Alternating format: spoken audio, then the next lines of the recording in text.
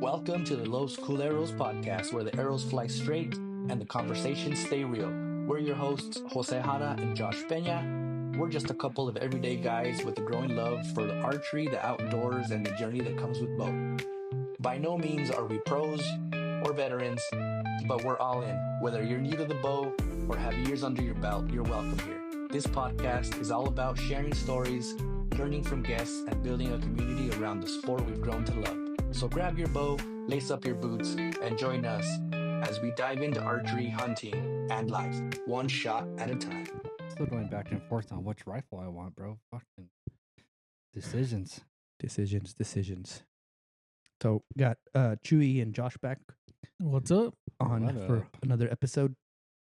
Josh is debating which rifle to buy. Yeah. He's gonna buy Tired me of one this too. archery stuff, bro. That What do you kinda- think? What are you thinking? Or what are the choices? Either I've been eyeballing the Remington or the Ruger Gen 2, the 7mm08. Mm-hmm. I've been eyeballing that one for a while. And I found it once in the green. I want the color. The green one. I didn't like the way the gray one. And the looks don't really matter because all going to shoot the same. No, It's all in it matters. preference, It's the deer know. The deer know. Yeah. Yeah, they know. They're They like, know. So the green one has a burnt bronze barrel, right? And then I found it once in El Paso, and I was like, all right. And I was in the work van, so couldn't get it. I said, I'll be back. I got to go back up there next week anyways. I went back and didn't have it no more. So the dude I asked him for it. He said, yeah, I have one, but he scanned the gray one, and I don't want the gray one. Yeah. He's like, you can fill out the paperwork. It's going to take 7 days, and then you can come get it. But you have to pay for it today. I was like, well, can I order the green one? He's like, we don't have it. Like, man, and nobody does. Nobody has that green one. Have you kept up with any of the new like New Mexico state law on the 7-day waiting period? I guess they're talking about that it was like unconstitutional. But I don't know. There's- It's still active. is it? It still hasn't passed. They Oh, okay, passed okay. Yeah, once, so one part of The it. reason why they're telling me it was a 7-day wait is because it's not New Mexico, it's Texas. Oh, I got you. So I got you. since I'm from out of state, you can Yeah. buy a rifle in your bordering states, Mhm. but you have to wait longer. And Yeah. and there's nothing on my record. Yeah. So I know I'll pass flying colors, but it's just got to go through the It's process. just got 'cause- having to wait. yeah. and it's fine. I know. I think that's like something that every like male experiences, like having to wait is just not acceptable. With Yeah, no, anything. it's you not want it fun. right then and there. Yeah. I mean, when I bought my 300 mag, I got it that same day. Yeah. You know, same thing with my AR. I Mhm. bought it and it came back clear right away. But I can understand why there's a grace Yeah. period now. But and I'm not totally against it. I don't need a rifle right now. Right. You know what I mean? So it's not that important to that I need it right away. But yeah, I was looking for that 7mm08, and I was going back and forth, 7mm08 or 308, right? And the more research I do, the 308 has more punch, but the 7mm08 has for Flatter. distance. Yeah. Yeah. So I was like, you know what? The guy that I got this reference from, he shoots elk all the time with his clients and stuff, and he goes, I never had to track an elk over 100 yards. So I was like, all right, so that's a good rifle. But then I was set on the green one, and just recently Mhm. Ruger dropped a new color. Oh shit. So I was like, now Back they to have the drawing now board. they have a black one. Yeah. And I'm like, fuck, that one looks nice Yeah. too. Yeah. So now I'm done. That's where I'm at now. And Yeah, of you course they just- just released them, so nobody has them. You don't want the Alps calling you poor. Look at that poor Yeah. over there. yeah. Yeah. He got the wrong color. Yeah. Yeah. I always think about that when I pick my new bow. Yeah. I'm like, man, you're gonna, know I got last year's bow, and it's gonna be like, there's repercussions. Yeah. Yeah. They just know. They Yeah. don't. They don't. So what's the timeline for your new Sicario coming out? I'm still debating. It's just I see that twinkle in your eye. I I- don't know. I want Every it. time he talks about it, I want Yeah. it. I do want it. It's just he looks I up like was- the spirits are I was saying- whispering at him. Yeah, just tell me, give me a sign. I was saving up for wheels for the Forerunner, and I had some picked out, and I was just what I was debating on the offset. So I was talking to George about it because George is like he's a freaking wheel wheel slut. Yeah. Like, he has wheels for days. I think he still has like sets for his old Fords in the garage. Yeah, I Yeah. bought some from him. Yeah. And so he knows his fitment. Mhm. So I was asking him, I want a little bit of poke. I don't want too much of a poke. And Ask you help me? Josh for a little Yeah. poke. can you help me with that? You know? And and he was just telling me like kind of where Blushing.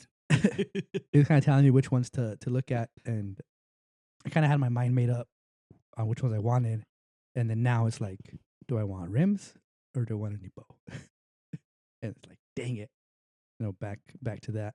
Well, you can't put your rims inside the house. I know, right? Like, Yeah. Yeah. Bow's versatile. And I would argue the fact that you can't kill a deer with your rims, but it's arguable, It's you know. it's. I mean, if I get a good front bumper, You got a good front bumper, yeah. Yeah. it'll be some But tread. also the front bumper is not your rims. So. I know. Yeah. Well, depends on what angle. Yeah. But yeah, that's kind of where I'm at. And I mean, my bow is practically brand new. It's been, It's almost a year old. yeah, I guess in bow years. Yeah. It's like dog years, Yeah. It's freaking old. I might have to put it It's down. like your cell phone. Yeah. Every 2 months you get a new one. Yeah. Or not get a new one, but a new one comes out Yeah, and it's yeah. obsolete. So It's getting obsolete. There's no more software updates for it. So mhm. firmware I need to update. So Mhm. it's getting, yeah. I'm still thinking about it though. But it's, my whole issue is if I get the bow, I want a whole new setup. I think you'll get the whole new I setup. don't want to put the you can't put the old stuff on the new bow. Yeah. It's kind of weird. Yeah. You know what I mean? It's just, yeah. So I need to get the the new UltraView sight, and then the new Hamsky R7, which I think is sweet. Have you guys checked that out? Not entirely, man. yeah. I saw that it's got I don't know if it's It's got a new name. It's R7 yeah R7 for this year. So that's like the main. But I did see that you pretty much universal for any Picatinny mount, side mount, yeah. all that. Yeah. I did So see if that. it one of the things that I was listening to the podcast with MFJJ and Vanny McDonald's, and they kind of squashed the whole is it IMS or Mm, the whole setup for it. Before, it was like there was a patent infringement they were looking at, trying to get it to core system, mhm. center of riser, and they were trying to figure out how to get that implemented, and there was a dispute there, and I feel like they got that squared away, so they're able to use that technology, and it brings it closer to the bow. Micro adjustability is there, better access to the micro adjustments are there, interchangeable Mountain brackets. mounting brackets, and then also the cage is interchangeable, and then there's a new material on the whale tail. It's more quiet. It's less elastic. I think it has more of a retention too, Mhm. because there's no bounce back on it. Yeah, And yeah. I noticed that on that's interchangeable too, your whale tail. So you can go from just a normal whale tail to To a your target. target setup. Yeah. Yeah, and they were talking about how you can just change the actual rest and leave the mounting system on it, and it comes with like a carrying pouch, so you could set up one rest for a thicker diameter arrow, and then another rest completely for a smaller diameter arrow, and you would just have to just swap them out. But they're $300. I don't know how doable that is to change out the whole rest when you can just make the adjustment, but it's an option that you have now. That's good stuff, man. Yeah, there's quite a few products that have interested me. I've been eyeballing outside of archery, but I've been eyeballing some digiscopes. So I was telling Chewy, like I'm not entirely 100% sure of what I want, because there's so many different companies and they all promise certain things and stuff. But I think overall, man, I think all in is probably going to be where I go. But I'm not 100% sure, because when I started looking at, I looked at MagView, I looked at Phone Scope. There's all in, and then there's there's another company that came to mind too that I saw. It's called Capture, Mm-hmm. but their system it's a good system, but at the same time, like there's a lot of play in the setup, Yeah. and there's a lot of noise in the setup, Mm-hmm. and the all-in is more sturdy. I just don't like the fact that you have to take off your case and all that stuff. That's Yeah. the drawback, but that's across the board. Yeah, for most of them it is, and it's something that you have to really kind of take into account. I know that was one of the turnoffs for me with Phone Scope. Was it's like a whole phone case that you have to put on your phone, and then it kind of adapts to your binos or to your spotting scope. But once you do that, then it's harder to fit into your pocket or into your bino harness, and it's kind of like defeats the purpose. That was the one thing that the video I did watch on comparing all-in to Capture was that exact thing. Mm-hmm. He had a phone case on his bino harness, and the Capture was hard to get out. Yeah, because it's so bulky. Mm-hmm. And the other one, the all-in, it's one piece. On the phone, it's just a case with the magnet built into it, Mm-hmm. so it's already set. And then all you have to worry about is the adapter for your scope or for your binos. You need two different adapters, which is kind of shitty too. But I'm surprised nobody's came out with that yet. Like I know for rifle scopes, there's Bluetooth connectivity where you can kind of stream what you're seeing through the scope into your phone. I'm surprised they haven't made that into a binocular where you can kind of Bluetooth that. There's a system. It's you can't look past your spotting scope, but it'll Bluetooth to your phone, and I'm not sure if you've seen that one or not. It's just it attaches to your spotting scope or your binoculars, and then from that you Bluetooth it to your phone or your tablet, and then from there you control everything off that. Oh sure, yeah. And that's about $140 maybe. Well, see, all-in is probably about $170 for the whole kit, right? And that's the phone case and the attachment that goes on your spotting scope, but they're all spotting scope specific. So I don't have a spotting scope just yet, but I've been eyeballing the Vortex. Yeah. Right. But I think I can't take that Vortex one and put it on your Vanguard or put it onto there's like a Maven 31 millimeter 40 something. Yeah, so there's it's just specific to that. Yeah, so that's the thing too. It's like you said, you get new phones all the time. You got to buy a new phone case for every phone, and that's across the board, you know. Yeah.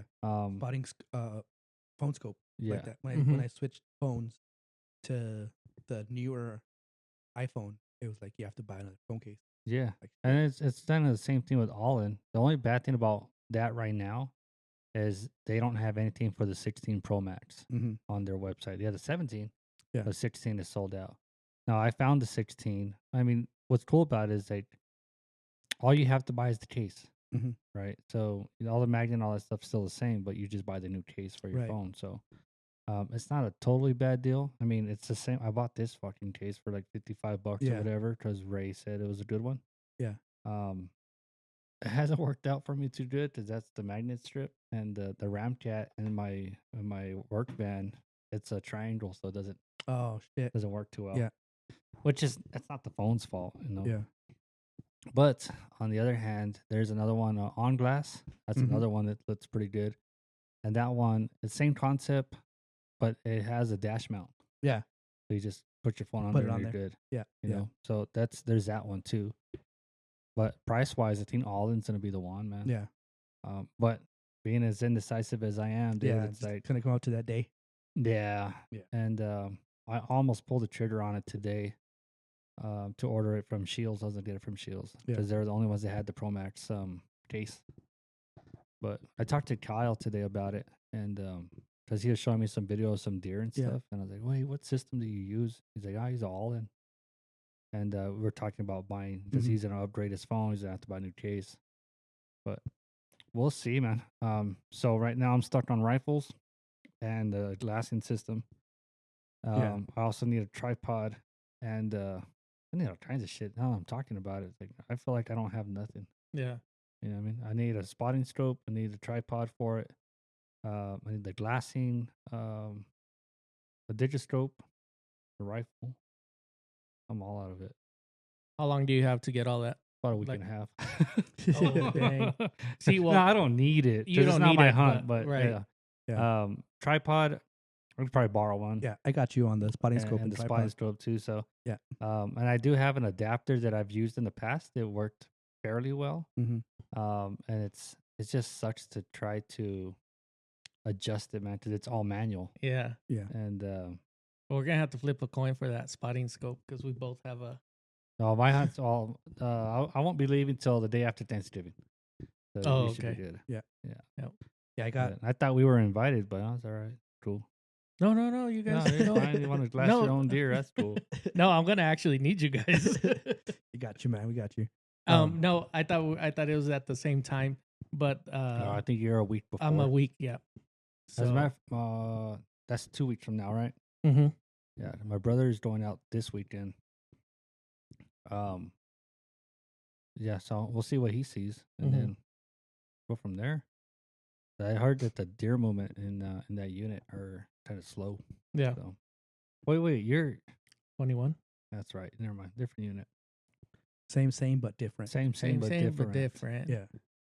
You know, it's crazy because you know, this past summer, I was kind of debating the same thing. I knew, you know, October, November is kind of when bows start to drop. Mm-hmm. But I told myself I'm not gonna buy a bow this year. I'm gonna focus on, you know, building up my other gear. And one of the major purchases I made was those the Zulu 6s, those that stabilizing binoculars. Mm-hmm. And man, it's so crazy how important good optics are, spotting scope, binoculars. Yeah. And it's so easy to focus on the cool new stuff coming out, like with bows and arrows and fletchings and all that stuff. And it's super easy to kind of neglect other aspects of what you need out there.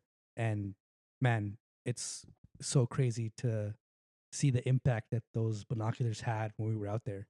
You know, just to have some good clear glass with stabilizing technology. I was able to glass while Josh was driving. Yeah, I still want to check those out, but dude, they're sick, but you're man. true. You're right about that. When I first started hunting, like 7 years ago or whatever, I got these cheap from Walmart. Yeah. I'm like, nah, these work. They're good. Bushnells. Yeah. You know what? I don't know. It was like Tascos or something. Oh, it's Tasco. Mm-hmm. And I'm like, no, they're pretty good. They say they're really powerful, and dude, I swore by them. I'm like, man, these are good. And then my buddy got these not the Diamondback, the Crossfire by Vortex. Yeah. And I was just like, oh, let me check them out. They're so much lighter. And dude, it just seemed like the world opened up. I'm like, oh my God, I've been looking through a trash bag this whole time. Like it seriously. And I'm like, I can't do that no more. And those just sit in the side by side, just rattling around. And after that, I got the Vortex. But it is a game changer because you don't realize, you know. The one thing I will say about Vortex is the customer service. Their customer service is fucking great. Have the 56s, and you know, I was able to use those SIGs this year. Those kind of sat, and I'm like, you know what? They're, instead of just sitting here, let me send them off because they were rattling. They were making some kind of weird noises, and I was having trouble focusing them.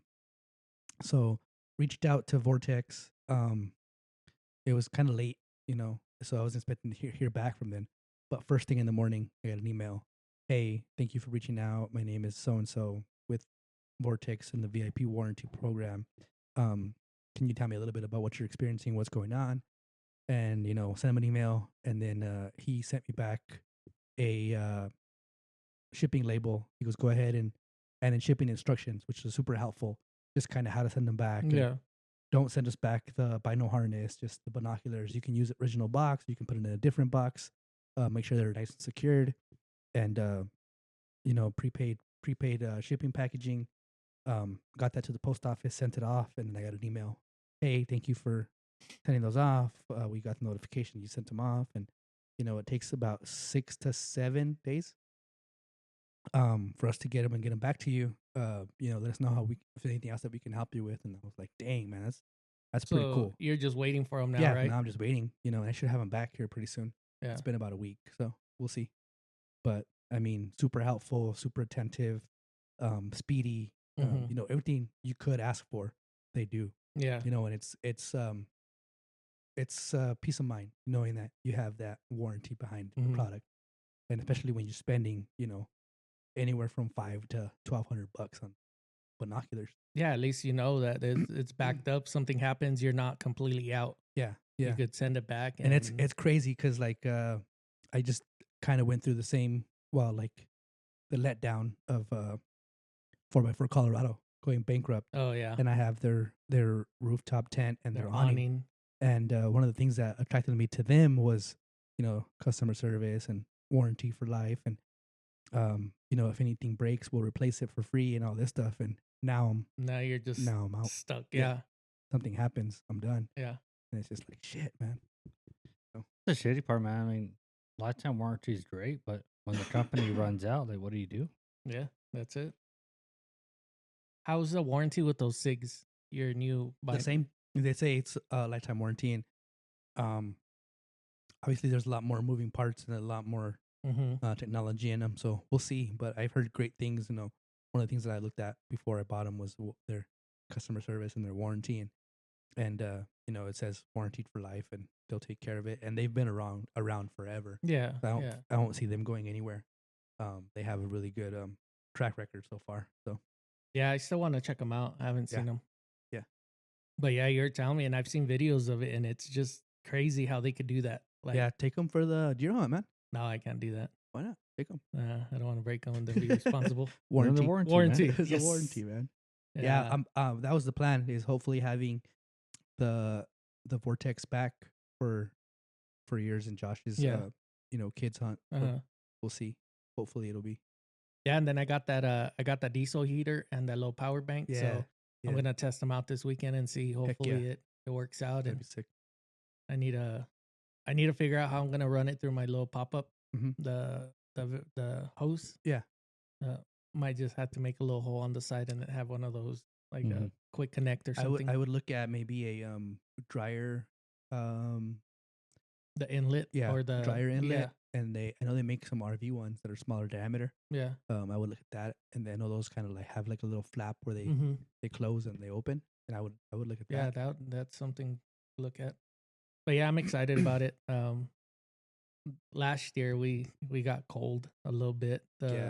Like 2 years ago, man, we were freezing, and it just sucks when it's cold. I remember last year, I told you, I was like, take the heater, man. Yeah, we'll take it. We'll be good. Oh man, we froze our butts off. Oh, and then we're up in reserve. God dang! As soon as the sun starts going down, it's done. Like, man. Dude, on Monday, dude, I was building that addition to my shed, right? And my brother called me that they were coming back. He says, "Can I drop the RV at your house?" I was like, "Yeah, dude. Like, you're gonna come back for it at the end of the week, anyways." Yeah.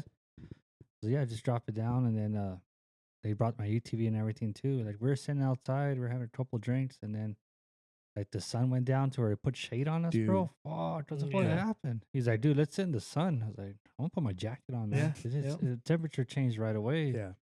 But yeah, that's the thing about being here in the desert, man. It's either super hot or it's fucking cold as shit. Yeah. I remember one like 3 years ago, we were hunting January, and we were out there in a camping trailer, and it was like 5 degrees in the morning. Yeah. Crazy cold, but you know, it's the good thing about that, unpredictable. Yeah, the good thing about that is it makes you want to move. So you get up and you're moving, you're getting some. I remember me and this dude were on the top of the tee up there and just fucking barreled down behind some rocks, man, because the wind was cutting us up. Yeah. Yep. And we were keeping eyes on that big buck. Yeah, but it was cold as fuck though. Yeah. Yeah. And Dude, so we took our clothes off. So we took our clothes off and huddled, naked in the body warm. XL. You gotta move. You gotta move. It's called being primal. They didn't have clothes in the back in the caveman days. Yeah. Yeah. It's funny listening to the like, oh man, it was so horrible. It was so cold, but can't wait to go back out there. Like, oh man, I'm excited for it, knowing it's gonna be cold or you're gonna be miserable. Dude, I'm the same way. Like, I'll come home and I'll bitch to the wife and be like, it was freezing, fucking balls out there. And you're just trying to make yourself sound like a tough guy. Yeah. And then she's like, yeah. And I'm like, yeah, you're going tomorrow? I'm like, yeah, I'm going back out tomorrow. I can't wait. I can't wait. Yeah. Yeah, it's funny. Yeah, and I'm like on that stage. It's like it's not coming soon enough. Like, I'm ready for it. Yeah. I don't. Heck yeah, man. I got all the awesome. This weekend I gotta get the pop up ready and everything, wire up the lights. I'm gonna tandem trailers. So I'm Okay. pulling my side by side and then the pop up behind it. Are you planning on going up on a Friday or what? Mm-hmm. Friday after. I'm gonna work until 12, and then after that, everything will be ready Thursday, Mm-hmm. and I'll just head out. So, whenever Right you guys on, want to man. be there, or I want to go this weekend to see where exactly. Yeah, Let me know. yeah. We'll check it out. Saturday. It's supposed to be raining, but I don't think until the afternoon. But Yeah. I need to go and find out where we're gonna camp. That way, you guys know where I'll be at and Yeah. and all that. Get and it figured out. Make sure there's room for your guys' trucks. Mm-hmm. Uh, Heck yeah. Josh Excited. don't want to break his in yet. Yeah. What do you mean? You were with me the first day I got it back. Not in the tent. Oh, no, not in the tent. I haven't even been in the tent. Yeah. But nah, I'm He's excited, waiting dude. for I'm Chinese excited. New Year. Yeah. When is that? I was gonna ask you. I don't know. I already got yelled at as soon as I got here. What do you guys think about these new bows that came out today? Dude, that I was telling Josh I like that Hoyt Yeah. has that new color. Yeah. Well, I don't know. I would say it's close to like a Georgia red clay mhm. kind of color. There's no rain, bro. Like a velvet? Stop. Oh, okay. Is it like all right. velvet? Nah, dude, it's like red clay. Yeah, it's literally like a red clay. Huh. I Like didn't see that one. Orangey red. I don't know. It's Yeah. I like the color. Dude, you know which color I freaking was like in love with? It was Elite. And it was like a sunrise color. It was like an orangish yellow. Mm-hmm. Dude, that thing was so freaking badass. Like the way the sun would hit it. It was a target bow. But the way the sun would hit it, it would make it look different colors. Yeah. I was like, dang, that's fucking sweet, man. Yeah. But- So yeah, but I mean between I can't afford either one, but between that Sicario and the new Hoyt, the RX10, dude, Yeah. like it's If let's say you win the lottery tonight and tomorrow you had it's fucking Sicario. Yeah? Yeah. Yeah. Hands down. Dude, I just like that carbon, the PSE, the Yeah. way they look. Yeah. I do like the Hoyt. I think that back, the way it has that arch or yeah, whatever. that curvature Yeah. on the back. Like I think that's really cool. Yeah. Oh shit. That's It's a sick kind ass of color. reminds me of like a Utah freaking like the Utah Rocks and rocks. shit. Yeah, Mhm. that You know what it formation. reminds me of? The color of John Dudley's veins. What the fuck? Oh, his chonies. What the fuck? You know, when he draws back his bow, you can Yeah, see I the hadn't veins heard on his- that name in a long time, dude. He went a few episodes. Just sober October, he didn't mention him at all. Yeah, you know. He might have mentioned them a few times, but I think I did. we're 20 minutes in and this is the Yeah. first time. So, Yeah. Fuck. and we've been talking about shout Hoyt out, too. shout out to John Dudley. He's with Hoyt, right? How'd gets all Yeah. Hoyt if he doesn't fucking mention him. Yeah, he does. Yeah, But It's- yeah, no, that do you know what's crazy is they're The starting to amount of build. times you mention him. They're starting to build a really good team. Yeah. with Hoyt, with Joe Rogan and John Dudley and Ty. You know, it's been in Mhm. the. I think we were talking about it earlier. I think he's going to be really good for that brand, and he's not tied to them completely. You know, he shoots their bow, but he's not affiliated 100% like this. He's not one sponsored shooter, none of that stuff. He's still giving an honest review on their bows and their equipment, yeah, but he hasn't had anything bad to say about them, and it's, you know, it's cool to see, you know, young people, you know, Ty's out there, puts his name out Mhm. there. He's got a lot of followers, and he's being true to himself, and it's pretty cool to watch. Yeah, that. man. I was Yep. going back and watching like a few of his like just very beginning Mm-hmm. videos, and not a whole lot has changed, but the quality of the content is Dude, his outstanding. cinematography Yeah. is fucking awesome, dude. yeah. I was Yeah. watching a little video of him. He was asking, people were asking him, well, how, I want to do the videos you do. Mhm. And he's like, dude, just start with whatever you have. Get Yeah. good at editing. Yeah. Get good Yeah. at that before you go and spend Yeah. $3-4 grand on a Dude, and that's like, that's exactly what he told us. Dude. yeah, That's and exactly it was what he told crazy us. to, like, not just him saying it to say it, Mhm. but then, you know, us asking him, hey, what happened? He's like, oh man, I spent like 8 hours editing last night. Editing, and yeah. I Yeah. missed it. And it's like, shit, like, Yeah. it's really about Yeah, that, yep. you know? Yep. And it goes to show, I mean, like, you know, his quality of his content and his cinematography is getting better Yeah. and better. Mhm. He's 100% in at every aspect, man. Into the shooting, the reviewing, the data, and His editing product and all too. stuff. That's just what he does for fun. That's not his Yeah. actual job. Yeah. you Yeah. know. But cool as shit, man. Shout out to Ty for showing us actually the real behind the scenes type of of feedback and stuff. That was pretty cool. That was. Looking forward to bumping into him again at TAC. Yeah. That'd be cool. Yeah. Definitely keep in touch with that guy. Yeah, but no, the Sicario in black with like bronze. Ooh, the bronze cams. Yeah. That you guys are fucking ooh. Yeah. Yeah. You don't understand. You drive a Ford. You know, it'll match my wheels I'm gonna eventually get. Dude, right? Yeah. You know? Yeah. Sick. The bronze? Bronze. You can go with bronze? Yeah. Yeah. I saw my lugs. Somebody was trying to take the wheels off. I don't know what happened. I don't know what happened there, man. I don't know where you live. I sent them some wheels the other day, bro. They're pretty badass. Yeah. I remember. I don't even know if you looked at them. I did. Yeah. They're dope. Yeah. The method wheels are always been one of my favorites. I wanted to put those same rims you have on your truck. I wanted to put them on my black Ford. But in gunmetal, right? You said, or no, in those bronze. In bronze. Yeah, in the bronze. Yeah. I don't even know where my truck is, but I haven't seen it. Oh no, shit. Shit. I didn't even talk to them at all. I just realized that the other day. They're like, oh shit, my truck's gone. not here. It's gone. They're asking, did you sell sad. your truck? I was like, no, I didn't sell it. It's all sad. Yeah. Someone else. I mean, I'm sure if something were to have happened to it, you would have called me. Yeah. I trust them. Cool. This weekend, I went to a dump. So I had the little Toyota full of trash back there, and I was like, I gotta throw this away. And I was like, I haven't driven that truck in a little while already. So I jumped in it and started it up, and it took a little while to start. It's funny because it's like carbureted, so I'm there pumping the fucking gas. Come on, baby, come on, start, come on. And then it starts and it's like shaking and rumbling, and it feels pretty cool. And then shifting gears and just driving it, and it's like it's a little rough around the edges, you know. It's like, but it's fun, rattling and rumbling and shit. And I'm like, yeah, this is cool. Yeah. You know? And go to the dump, throw the trash, and then there's another truck next to me, and he's looking at it, and he's giving me a little thumbs up, and I'm like, it's cool. Yeah. And I'm all excited. I'm like, yeah, happy. But fucking Toyota guys, bro. I know, right? Yeah. But yeah, it was pretty cool. And then drove it back and parked it, and then I'm like, all right, we'll see you next month. Yeah. All right, we'll fill you up. Yeah.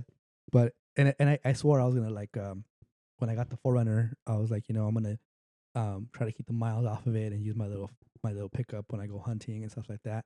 And then I took it out once, and it's like, this is nice, dude. Yeah. Power steering, like heater, radio. This is cool. Yeah. You know what, dude? I'll give you that, dude.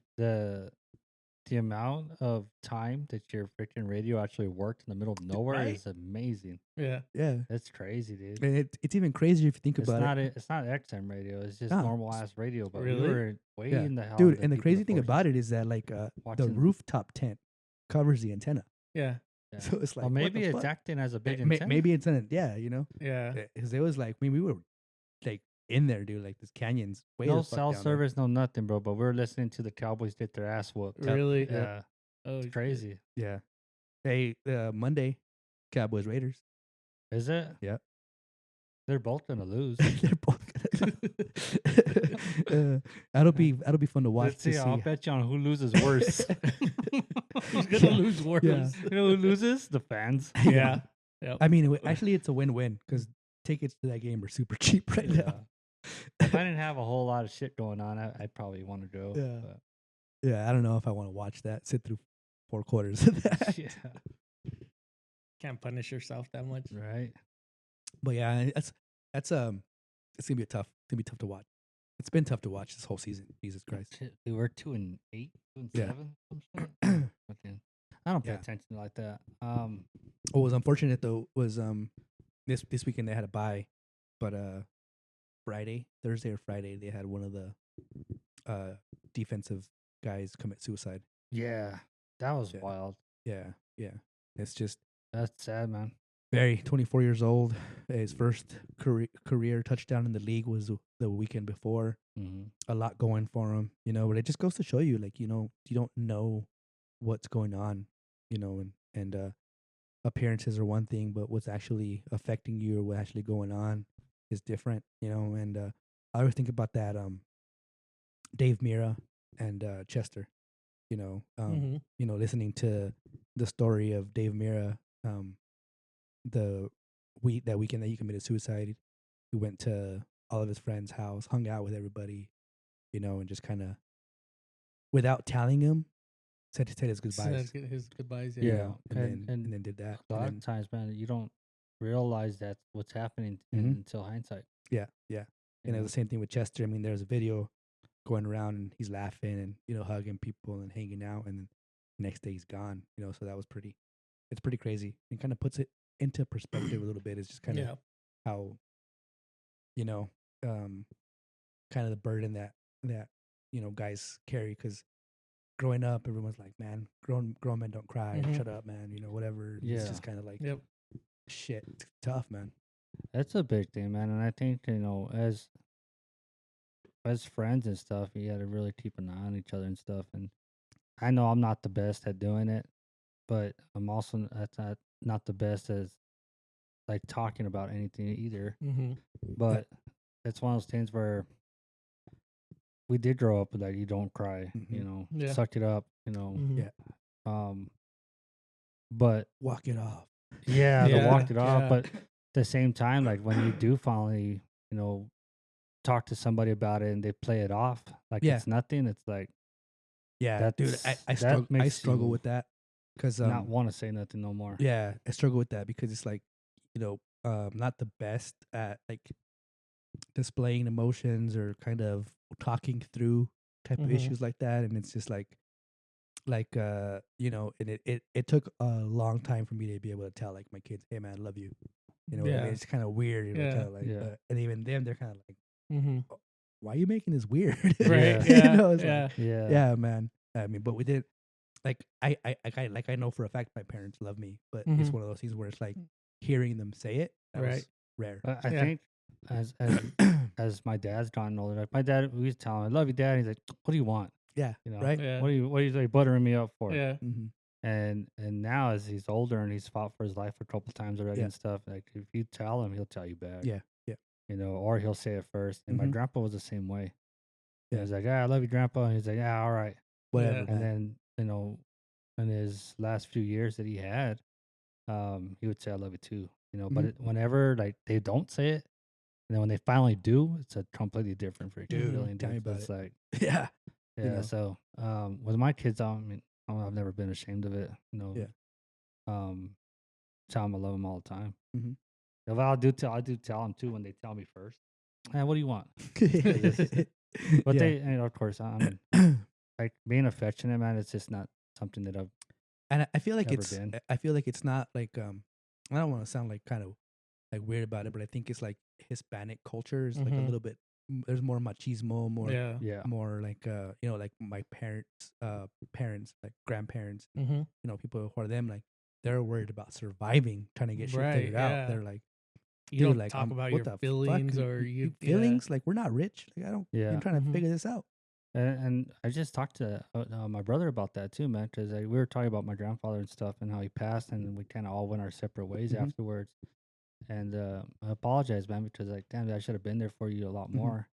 But him and I are alike in the sense that like when shit gets tough, we just bury ourselves in work. Yeah, what I mean? Because the more you're busy, the more you don't have to think about it. Yeah, but it's just not healthy either. But it's not. But that's the way we dealt with most things. Is like you just put your head down and work. You'll get through it eventually. And they say time heals everything, but some things take a lot longer. Yeah, and if you don't deal with it right away, or even or the right way, it just every time that reoccurrence of that memory comes back, it's like it's just fresh every single time. Yeah, you don't deal with it. You just bury it on the back burner. Bottle it up bottle until it up. something just. And that was my biggest problem for the longest time. Is I would do that, and then I get some alcohol in me, and then I'm all emotional, or somebody would say something that didn't really matter, and it was just like, what the blow up on the wrong people for no reason. And it was until I started to look at myself in the mirror and be like, you're doing this shit to yourself. Not their fault. It's you. Do you guys find like the older you get, the more emotional you guys are getting? Yeah. Yeah. turn into a big old pussy. Yeah, I pretty would much. say a pussy, bro. Yeah. But I'm saying like you're watching a fucking movie or something, bro. Dude, It fucking you know hits what? you wrong to some way. It's Yeah, like, you're Dude, all oh, the- all the sad now.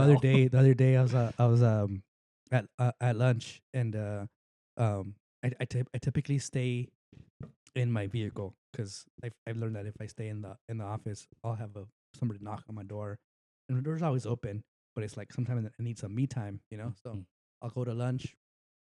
And I'll it's a 6, man, 6, 7, you know. No, so I'm I get to the parking lot, and I'm scrolling through TikTok, and I'm eating my food, and it was like 2 people first time listening to Whiskey Lullaby. Oh yeah, the Yeah. color, the Yeah. yeah. Yeah. I don't know if they're brother and sister. I don't know or- if they're either, but dude, I was like, oh, it's gonna be good, you know. Yeah. And I hadn't heard that song in a while, dude. And I'm listening to it, and I'm getting like choked up. You're all like, I'm "Oh." getting all like emotional, Yeah. and I'm like, holy shit, So man. that song in particular, man, I hold dear to my heart. That my kid, my son, when he was little, Uh-huh. I would sing that to him, and he would fucking cry every single time. Yeah. And then my daughter, when she was a baby too, I'd Yeah. sing it to her too, and she'd fall asleep. Yeah. But yeah, it's like every time. And now, I don't even think either one of them remember that song. Yeah. God damn, That- that shit burns, bro. Yeah, it's a spearmint. It's a 6, bro. Yeah. That song, you know which one? He's all waiting for You it. know which one really? What song really got to me too was "Don't Take the Girl." Mm. Oh Yeah, that was a my good one. God, dude, that one Okay, that is one that hurts. Tim McGraw? It's Alan Jackson. No, it's not Alan Jackson. No, I think it's Tim McGraw. I don't think it's Tim McGraw either. I No, don't think it's it's Tim not McGraw. Alan Jackson. I'll look Let's it see. up. I'll Let's look it see. up. Let's see. Let's ask Suri. Yeah, it's Tim McGraw. Is it? Oh, it Yeah, is. Oh, shit. motherfuckers. Tim My McGraw. bad.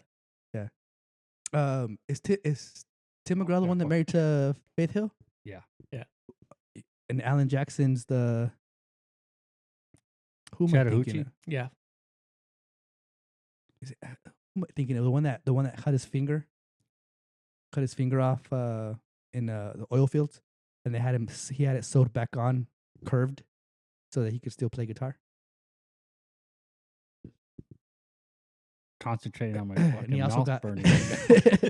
God damn, dude. you guys can't see this, but there was an interaction between Josh and Chewy, and Chewy was popping some Zins, and Josh decided to try it. Dabble. He in it. wanted to try it. Now he's crying Now about he's- it. That's because His I eyes- tried the alpha nootropics, Yeah. and it's banana flavor, and I was thinking, it's gonna taste like banana. I didn't expect it to be burning a Yeah. hole in my mouth right now. So Yeah. Josh's, why do people do this? Why, why Josh's would you eyes are choose this for usually a little yourself? chinked out, and right now they're not. No, this They're is perfectly normal. round.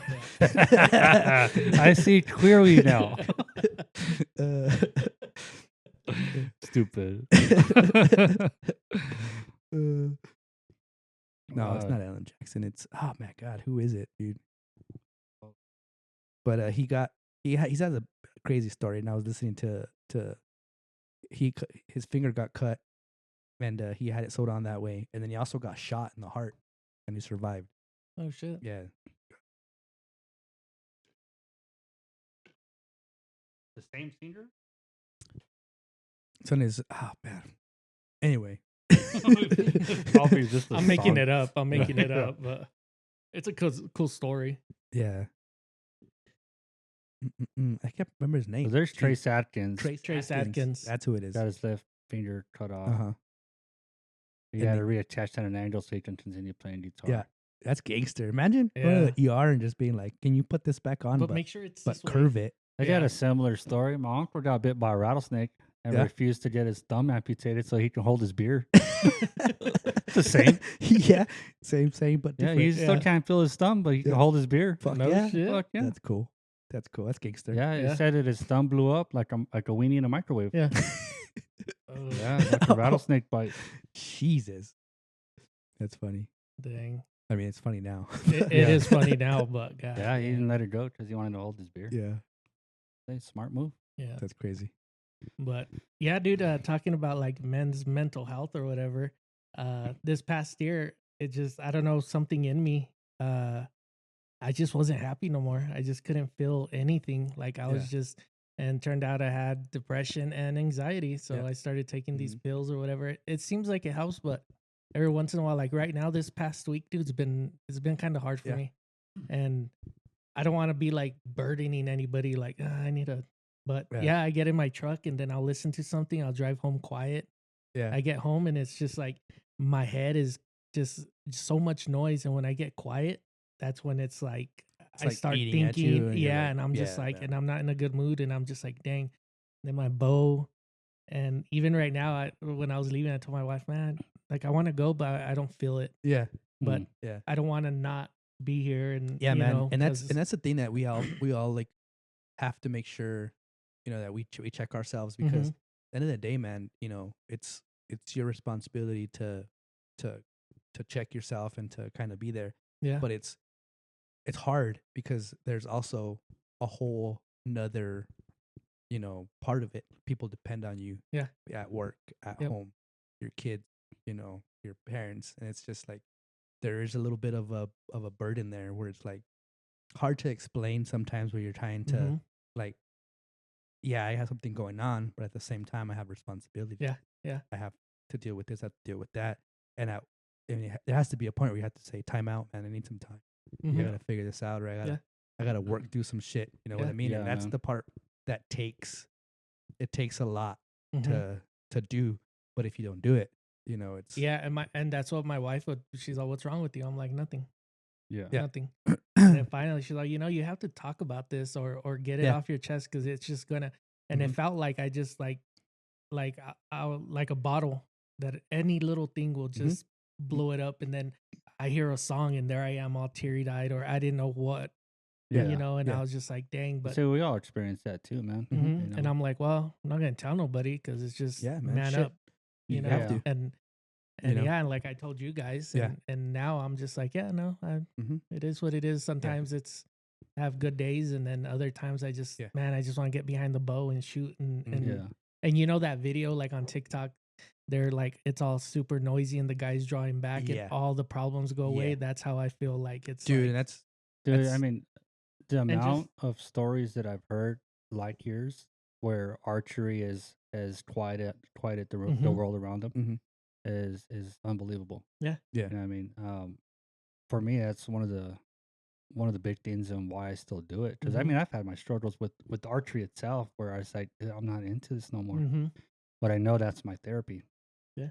If I don't go out and shoot and just clear my mind and just worry about the shot and stuff, man, there's a lot of crazy shit that goes in my mind all the time. I spend a lot of time by myself too, so that's not good. Yeah, because once you're in your own head, sometimes it's kind of hard to get out of it. It's crazy. You create your own anxiety in your head. Yeah. Big scenarios. I mean, name it. Anything's imaginable, And when you're in that space, it's hard to get out. Yeah. Yeah. Dude, I went through that. I'm buzzing right now, bro. It gets better. Spit it out. It gets better. It gets better. Yeah. We'll write it. I went through that this last time I got sick. I came back from that conference in Dallas, and then the plane ride was horrible, and then the drive back, I'm just going through it, and then went to work, and then finally I was like, you know what, I gotta take a day and just kind of reset.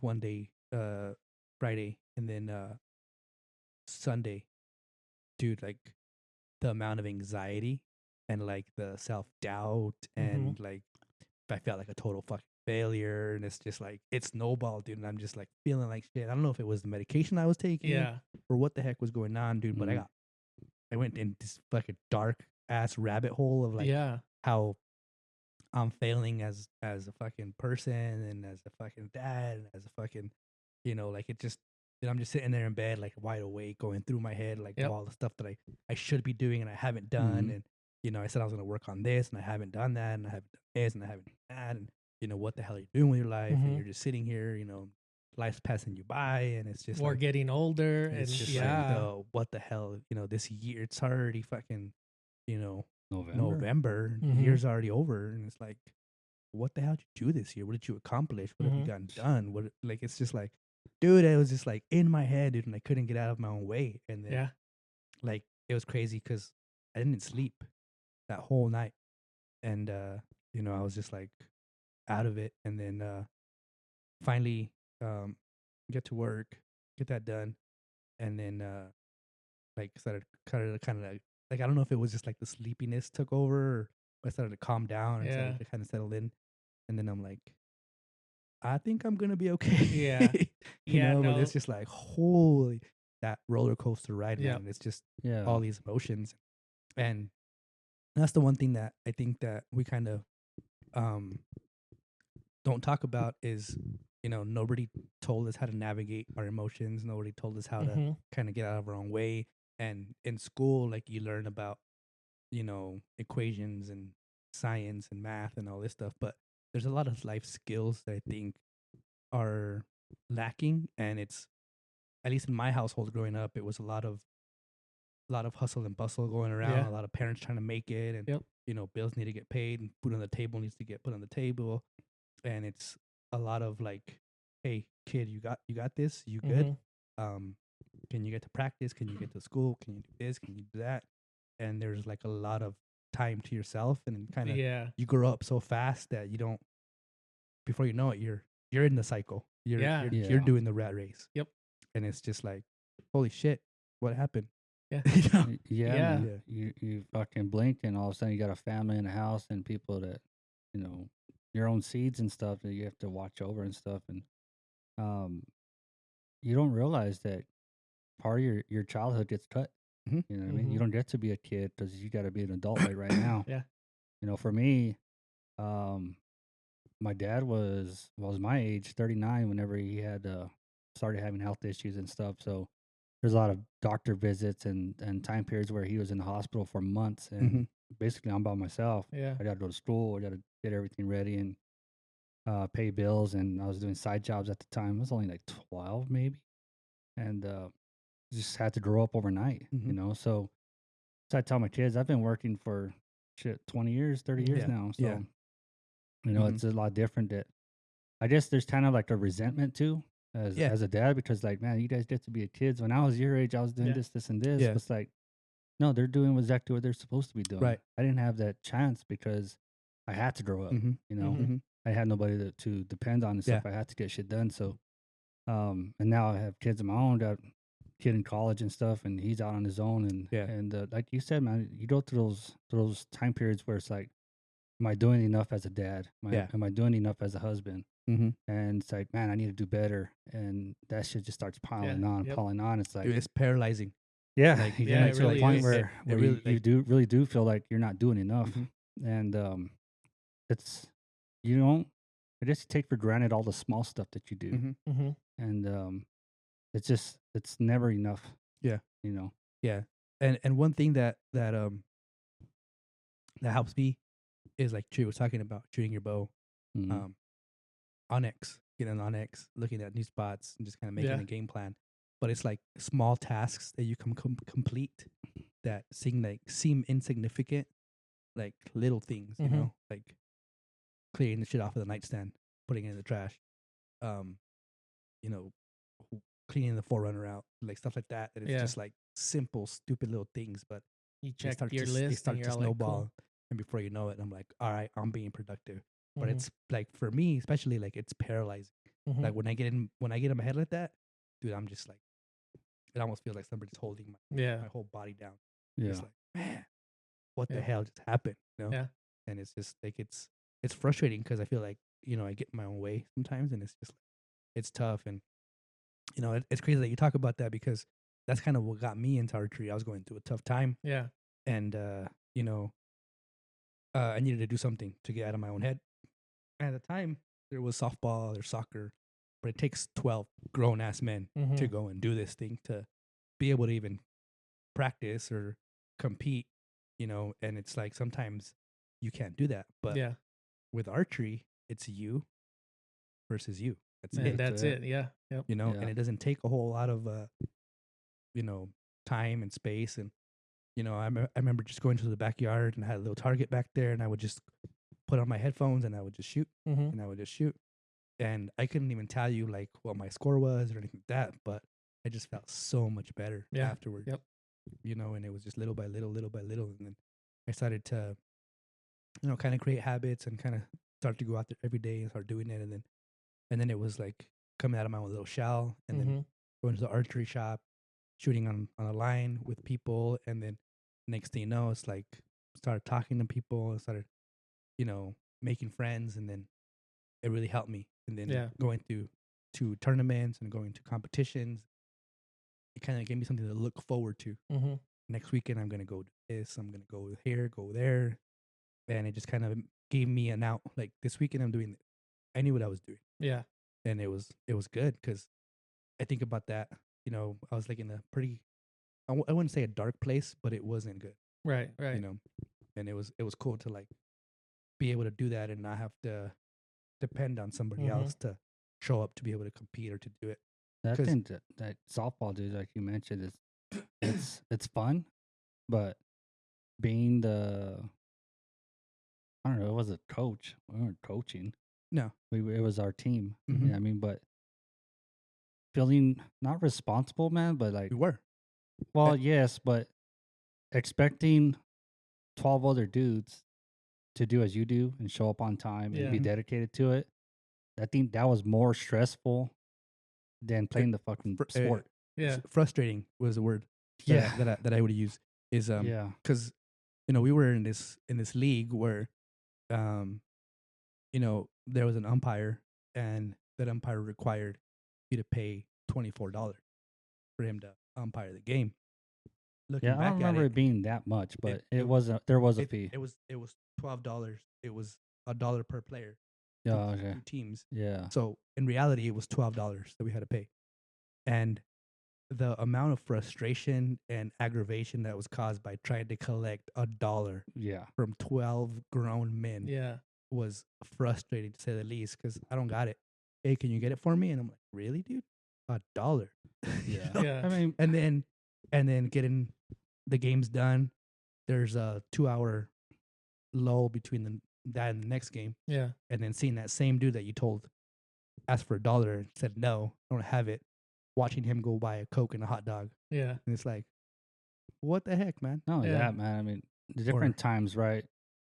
I don't have any money, but shows up with a 12-pack. Right. You know what I Right. mean? It's Yeah. like, I mean, contributing, and it was all fun and games at the time. The drinking, all that stuff, we weren't supposed to be. Like I said, different times. Mm-hmm. But that was another stressful thing, man, because not everybody can handle their fucking alcohol. Right. And that was, I it's think, the change for me is it took me a long while to realize, and your ceiling in life is the people that you surround yourself with. Mm-hmm. So Yeah. like you're only gonna get as far as the people that you hang out with. Right. And if you're hanging out with a bunch of drunks that don't care what happens tomorrow, that's where you're headed. Mm-hmm. And you're naive to think that that's not the way. I'm better than that. Right. No, you're not. You're right there with them. Yeah. And it's that was the difference between that kind of environment and what archery was. Because it's not $1 to participate in an archery tournament. It's more than that, and the equipment isn't cheap, Yeah. and arrows aren't cheap, and traveling to the next tournament isn't cheap. But these people are committed to it, Mm-hmm. and they put their best foot forward, and they show up on time, and they compete, and they're a lot more responsible. Yeah. And then you start to surround yourself with that crowd, and you start to hey man, I want to do that, or I want to shoot what you shoot, I want to have what you have. And Yeah. next thing you know, you You're start in to dip.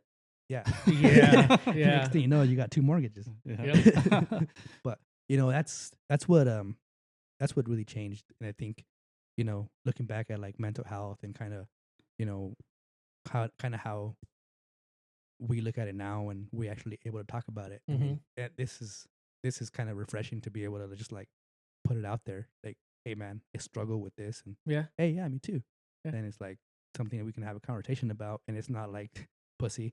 Yeah. Yeah. No, You because know? that's how Yeah. it was. Yeah. That's how it Yeah. was before. And there might be a little friendly banter in there too, man. I mean, like, I know I have you guys I can talk to and stuff, but it's just one of those things, right? There's nothing big enough to where I wouldn't feel comfortable. You know what I mean? There's Mhm. not like there's nothing wrong in my life that's that bad. Right, that I yeah. don't- Yeah. that I gotta go and put, because I've put shit, my life story in some people's hands and stuff, and then I hear it from somebody else, and it's like, all right, cool, I can't talk to you about that no more. Yeah, you know? yeah. And it's crazy too, because if you think about it, like there's that saying, the straw that broke the camel's back.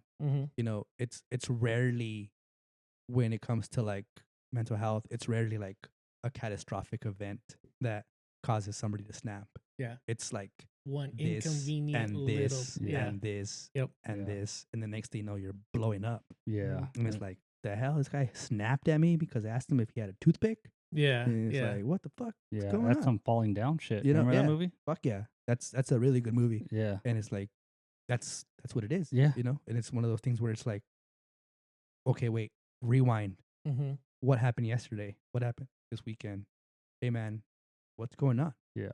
And it's hard for us to talk about it. It's hard for us to, kind of, put it out there, because you do have that fear that somebody's going to fucking make fun of it or use it to shine a light on the kind of person that you are, or judge you for, or even use it against you somehow. Yeah, that's I've had that too, bro. It's like, and I accidentally did it to a buddy of mine. He had told me some stuff, and it was my fault for assuming that he had told the other trio. We have the trio, right? That was my fault for assuming he had told the other one. I said some shit out loud while we were all together, and I fucked up, basically, point blank. Yeah. Period. Fucked up, and he's like, "Man, I told you that in confidence. Like, yeah, we're all three of us are pretty tight. I thought you had told him too, and he didn't. Yeah. I fucked up, man, and I felt like shit too, just But even I shouldn't that, have done that. but even that, just acknowledging that you made a mistake, and that's a change in me, bro, because I was the type of person I'm not gonna apologize dude, for what. For real, man. You're upset about that? Come on now. Get over it. And I wouldn't apologize, man. And now it's like, no, I do apologize. Yeah. And over the last, I would say, 5.5 years, I know for a fact that I'm different. I'm a lot the same. I still blow up and stuff, and then I realize like it wasn't even that big. Yeah. And it wasn't this person's fault or whatever. And I do have my opinions on certain shit, and it has nothing to do with me. But a lot of that frustration comes from I expect other people to do as I do. Right. You know what I mean? And that's my fault. Yeah. You know what I mean? Yeah. But yeah, I have a big problem trusting people with information. Of course, man. And it's but it's just because of everything that I've gone through to this point, Yeah. So but I just know that you guys, man, I mean, if you guys ever need to talk, then I'm always in. But I don't care what time of night it is. Yeah, dude, same here, man. And it's one of those things that we do eventually talk about from time to time, and it's like, hey man, if you need anything, man, like reach out. My phone, man, call me at whatever time. Door's always open. Whatever it is. This guy said some shit a while back, man. Hada, he's like, I don't fucking play with that grown men don't cry shit, man. If you need somebody to talk to, you come talk to me. Yeah. And he's good at it. But that's the kind of friends that you need to keep in your corner, because like, regardless of what you're going on, man, you got to talk to somebody. You need at least one friend that you can confide in, and where that information's going to stay there. They're not going to judge you. They're going to give you a different perspective on things. Because, like I said, talking to somebody about something that deep and them just playing it off, like, suck it up or whatever. Like, well, thanks. That Thanks throws up another wall and be like, all right, well, I'm not gonna. Talk to and you about it. dude, as good as a friend as I think I have been, there has been some situations where like I could have done better. Yeah. You know what I mean? I could have done better. I should have done this. Should have done that. I know when you're going through your shit, dude. There's a lot of things that I should have done better, but I'm not. I wasn't. I just emotionally intelligent to notice that somebody else is going through some real dark shit and not how to give, not know how to give them advice. Yeah. And it was I look back at that too, because, and you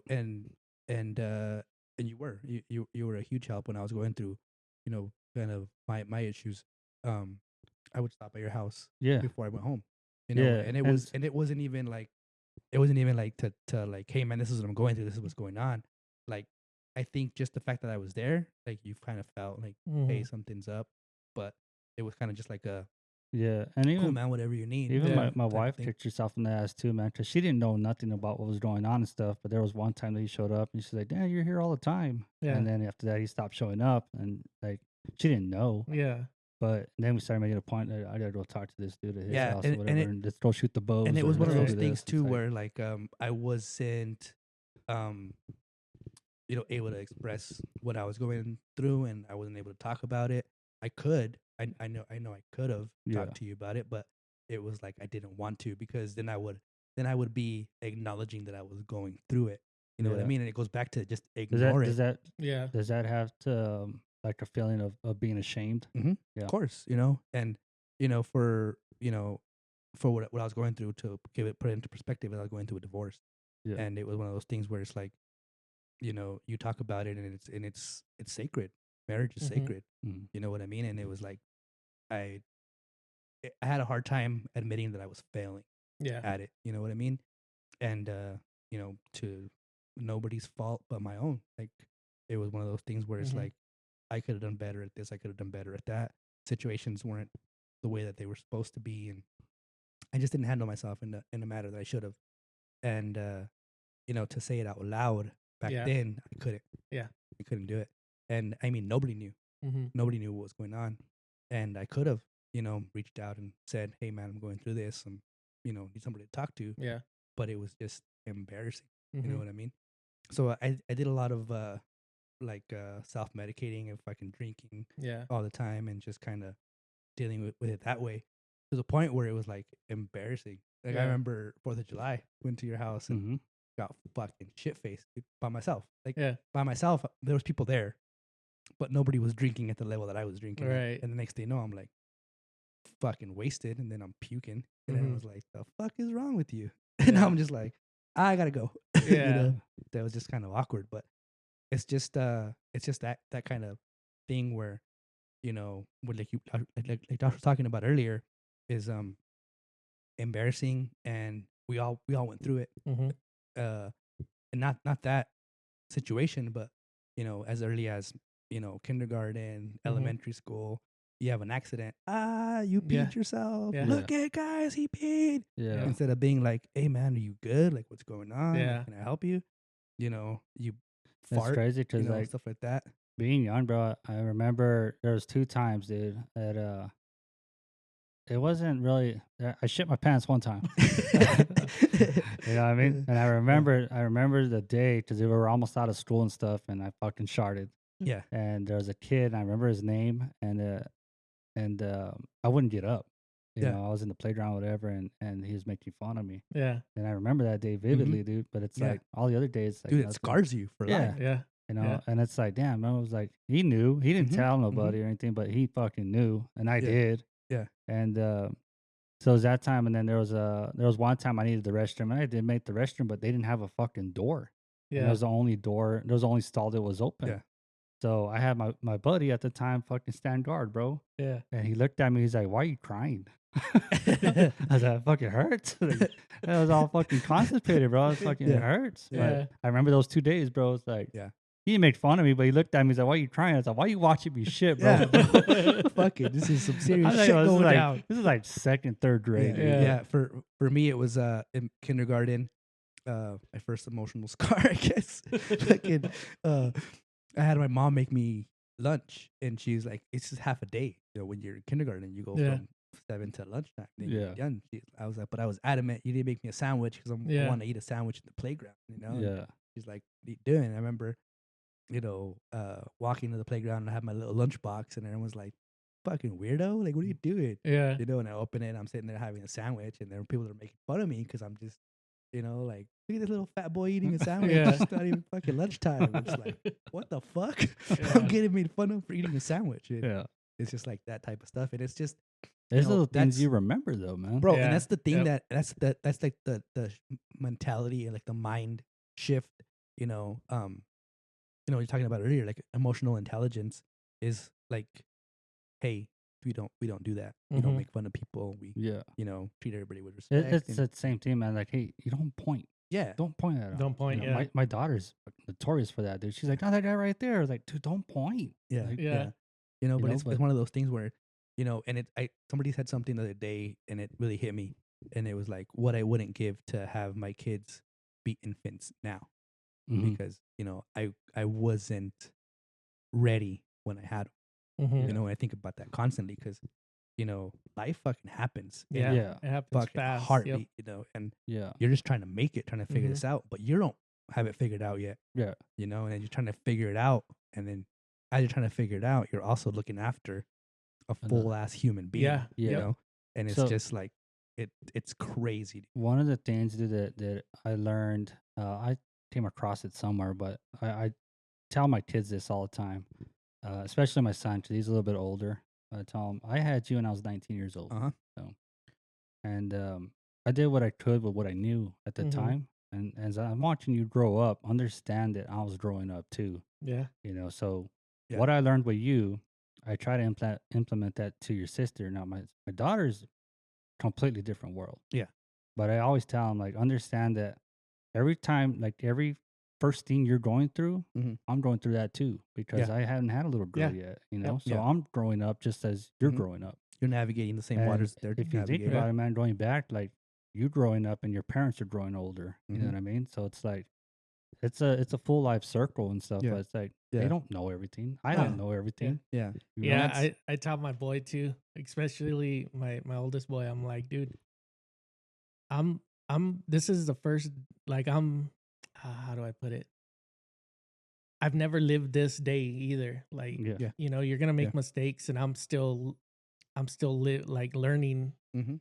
Like, I've never lived this life Yeah. before, so I'm still learning how to do things. Or Yeah. if I make mistakes, you know, Yeah. then it's Yeah. it's the first time living too. Like, Yeah. we've never. Dude, I don't Yeah. know. I don't know what it. If it's just me, but like, I get like a little bit of me heals whenever my kids now they're older Mhm. and they need something, and I'm able to provide that. Yeah. Yeah. You know, even if it's just advice or if it's, you know, whatever it is, and I'm able to help them Mhm. through that. Yeah. I'm like, fuck yeah, Cool. I I got feel you. I And feel then, the same way about my parents, bro. Yeah. You know what I mean? On the flip dude. side, Same. Yeah. you know, I mean, when I'm able to do something for them that they can't get done, it's like, Mm-hmm. I'm needed. I think that's as a male, as a man in a relationship, or as a father, the feeling of being needed, Mhm. it's over everything else, man. Yeah. Mhm. Yeah. Because I mean, if they don't need you, just kind of get that sense like, well, what am I here for? You know what I Yeah. mean? But it's Mhm. like you got to be needed for something, and I think I bear a lot of weight for my family and stuff. But in that aspect, like, yeah, I'm the only one that knows how. Mhm. You know what I Mhm. mean? I'm not the only one that could help, and I'm not the only one that does help. But I'm feel like I'm reliable when it comes to them Yeah. wanting to Yeah. do something. Now, my kids, and I'm sure you guys experience this too, but your kids will talk to the other parent about something that they don't feel comfortable talking to you about. Mhm. Mhm. My daughter was my right hand, man. She tell me everything. Now Yeah. she don't tell me anything. She's just the mom. Yeah. But she's in that stage too where, you know, she's Yeah. a young woman and stuff, Mhm. and her mom's Mhm. more capable. Yeah. You know, Yeah. my son, on the other hand, goes to his mom's too. Yeah. But it's just she's a lot smarter than I am. And it's mostly about schoolwork and shit. Yeah. But when something's wrong with the truck or you know, he's something that he knows I'm an expert or knowledgeable. I wouldn't say Mhm. expert, Yeah. knowledgeable, and he'll come to me. Yeah. Mhm. But I've always told him too, like, whatever it is, whatever you're going through, whatever happens, just know you can call me. Yeah. You know, I might be upset, but I'd rather you tell me the truth. Yeah. And then Yep. we find out otherwise. Yeah. Yep. And I tell my daughter, because she's the knucklehead of the two, you know, tell me 100% of the truth of what happened, Mhm. and be completely honest with me. Mhm. Because if I have your back and you make me look like a fool, it's going to change things. Yeah. Because I'm having your back and you're the one that did wrong. Yeah. I need the 100% truth, and then we can navigate through what we need to do. Mhm. Yeah. But everything's a life lesson, man. Yeah. But I think that feeling of being needed is something that we need as It's as a heavy cross. providers. It's a Mhm. heavy cross that we have to, you know, bear, and it's hard to, It's as simple as like, hey, I need to open this jar. yeah. You And know, but it's yeah, like- yeah. And the crazy thing about it is though is it's like it's a cross that all of us have to bear, but it's so crazy how we kind of take that and push everybody aside, and it could be something that's bearing down on you, and it's as easy as like, hey, I need help with this, Mhm. like, can you help me? But it's like it's hard to say like I need help, Dude, Yeah. I struggle know, with that to this day, bro. you know, and it's one of those things where it's like, Fine, I'll do yeah, it man, myself. I got you, you Mhm. know, and it's like, shit, thanks, Yeah. and it's like, It was that easy. This dude right here, though, man, shit, mad love for you, bro, because it's always, hey, do you need help? Yeah. Hey, Yeah. I have my son with me. You need help? And then it's like, no, I'm doing. Yeah. The other day, Yeah. he's like, what are you doing? I was like, I'm not doing anything, man. I'm just here at the house. Yeah. And then I get there and I'm And fucking he's building. working on the roof. I'm like, dude, I was like, what do you need me to do? Like, we're here. Yeah, he's like, you said you weren't doing anything. I could have helped you. I was like, no, Yeah. I'm good. Yeah, man." dude, and it's But I have a hard time asking for help. right, you know? right, It's like, and yeah. it's one of those things too. Like, it's you know, it's talking about like high school and going through that. Like, I was it was crazy because I was lonely, but I was never alone. Right. You know what I mean? Yeah. Like, Yeah, like yeah. we had a group of people that we hung out with, stuff like Mhm. that. But it was rarely like, hey man, you good? Like, Yeah. need Yeah. help? And it's like now, like my group is just basically us three, Yeah. you know, and it's like the amount of interactions that we have, and it's like simple as like a good morning text, like Mm-hmm. not like a good morning text, but like, hey guys, let's get it, you know. Yeah. Like, Yeah. Yeah. and it's cool, you know, just like I get that. I never really had that, and then when I got with my wife, she's very good about that, Mm-hmm. you know, and it's cool, and we need that in your relationship with your partner, but at the same time to have, you know, like a community that is just guys that Yeah. can understand each other, and it's just like you were saying, like Tree's really good about that, Yeah. you know. Call me random. What a dump, man. Need me to take anything for you, Yeah, Yeah. dude? Yeah, thanks, man, but I'm good. He's like, well, come to my or mom's. swing I'm by like, over "All right." here Yeah. and have me give her some evidence. Yeah. You know, I got Hey, some. bring this bow and say I want it in a sweepstakes. Oh my god, you won this bow. You know, and it's that, man, and it's refreshing. It's cool. Yeah. And I think everyone needs that. You know, that little circle, and you know, it's we're all navigating this Mhm. together, and we're all going through the same thing, and it's easy to forget that. Yeah. Yeah. It's very easy to forget that. You know, it's more times than not that you think that you're in this alone. Yeah. Mhm. You know, No, and it's definitely, like I'm the man, only and- one going through this, and like, oh, nobody knows what I'm going through. And Right. And you then throw yourself a pity yeah. party, and it's just like, hey, dude, like I'm struggling, dude. Same, Yeah. same, Yeah. bro. Yeah. And then you Yeah. have a conversation about it, and you're like, You're like, oh Yeah, we wow, got cool. this. I've called this dude. I don't call very many people, but rarely anybody anytime. But I called this dude one night because I was having there was an issue that came up with my daughter, and I don't remember what it was now, but I called this dude. Hey man, what do you think about this? And he's Yeah. like, yeah, try this, and this, and whatever. And it's like, all right, cool. And we did, and it did work itself out and stuff. But it's refreshing, man, to be able to reach out to somebody that Mhm. that Yeah. understands without judging. Yeah. You know, Yeah. and that's it, man. And it's one of the things that, you know, I, you know, I'm not the friend that's gonna remember your fucking birthday or what your favorite Yeah, color tell me about it. or that kind of stuff. But you know, I check in. I try to do Yeah. my best to check in and Yeah. to see, you know, what's going on, and it's crazy because like you know, there's some people that kind of fall out of touch with, and Mhm. it works both ways, man. Yeah. Yeah. Like, you know, wow, I haven't talked to this guy in forever. Why? Yeah. You can fucking were you waiting for him to send you a smoke signal or Yeah. fucking Yeah. you Yep. know, a love letter? Like, come on, man. Like, Yeah. you know, and it's one of those things, and it's the same thing, you know, like like when I bring somebody into my circle, and it's something that they're like, we're more than friends. Like, Mhm. I'm not gonna sit here and listen to somebody trash, you know, one of my friends. Yeah. Hey, man, don't fucking do that. Mhm. You know, and that's one of the things that it's like, it's cool to be able to sit at a table like that with friends and not have to worry about what's being said when you leave. Yeah. You know what I Yeah. mean? Because it's like, Exactly. I got you, you Mhm. know, and it's like, you know, we're in this together. We're gonna figure this out, and it's one of those things where it's like, it's good to have somebody's back, and it's good to have that feeling that somebody's got your back. Yeah. Mhm. You know, so Yep. and thank you guys for that. That's pretty fucking cool. Yeah, man. Yep. Definitely. Yeah, but like with, you know, this past year, just doing all this archery stuff Mhm. with you guys has really helped me. Yeah, And man. like, you know, have a sense of community. And, you know, when every time we leave from here, Josh is, I'll text me when you get home. Yeah. All right, Yeah. cool. Yeah. Or sometimes, all right, good night, guys. Yeah. Just some You know? random thing. Or in the morning, you know, Yeah. all of us will be like, oh, it's hump day. Let's fucking get it going or Yeah, something or you know. something. Yeah. Dude, You know, it's just a little bit, you know, a little bit of time and a little bit of interaction, Mhm. you know, you know, and we all do it. We send the memes back and forth. Yeah. And you know, sometimes that's what a friendship feels like. You know what I mean? Mhm. It's just like, there's, you know, how is so and so doing? I don't know. Like, you were with him all fucking day. Yeah. Yeah, I didn't ask him how he was doing. Yeah, You we know, what's Yeah. going on? But it's Yeah. like it's the same thing, and it's like the machismo of like, Mhm. I'm not gonna ask him about his feelings. Yeah. Like, what Yeah. the fuck? You see those videos all the time, man. It's like, oh, so and so broke up. I said, why? I don't know. I don't know. I didn't ask. Yeah. You know. What happened? Who cheated on who? I I don't know. don't know. I didn't Yeah. ask him. But it's, you know, Yeah. and I do have those acquaintances where it's just, you know, the memes back and forth. That's all that. Yeah. Yeah. It's not ever That's- like a hi or bye. Yeah, Or yeah. what's going on. yeah, How I are do that you? all fucking day, You know, bro. it's just Mhm. that. Working or not. You know. Yeah. But you know, it's cool to just kind of have a connection, and you know, I really do believe that, man, that your ceiling is related to the people that you hang out with. Yeah, Mhm. man. I mean, I'm sure you guys heard it when you're younger too. But I tell my kids, like, and it's that old saying, bro. Yeah. You tell me who your friends are, and I'll tell you who you are. Yeah. Yeah. Yeah, You know. guilty by association is Yeah, another one. that's you what know? it Dude, is. and I tell my kids too, like, the amount of lists that I've been put on because of the friends I had at that time. Yeah.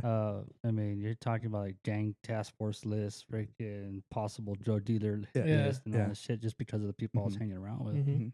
You know, and they weren't bad people, but they were just doing bad shit. Yeah. Yeah.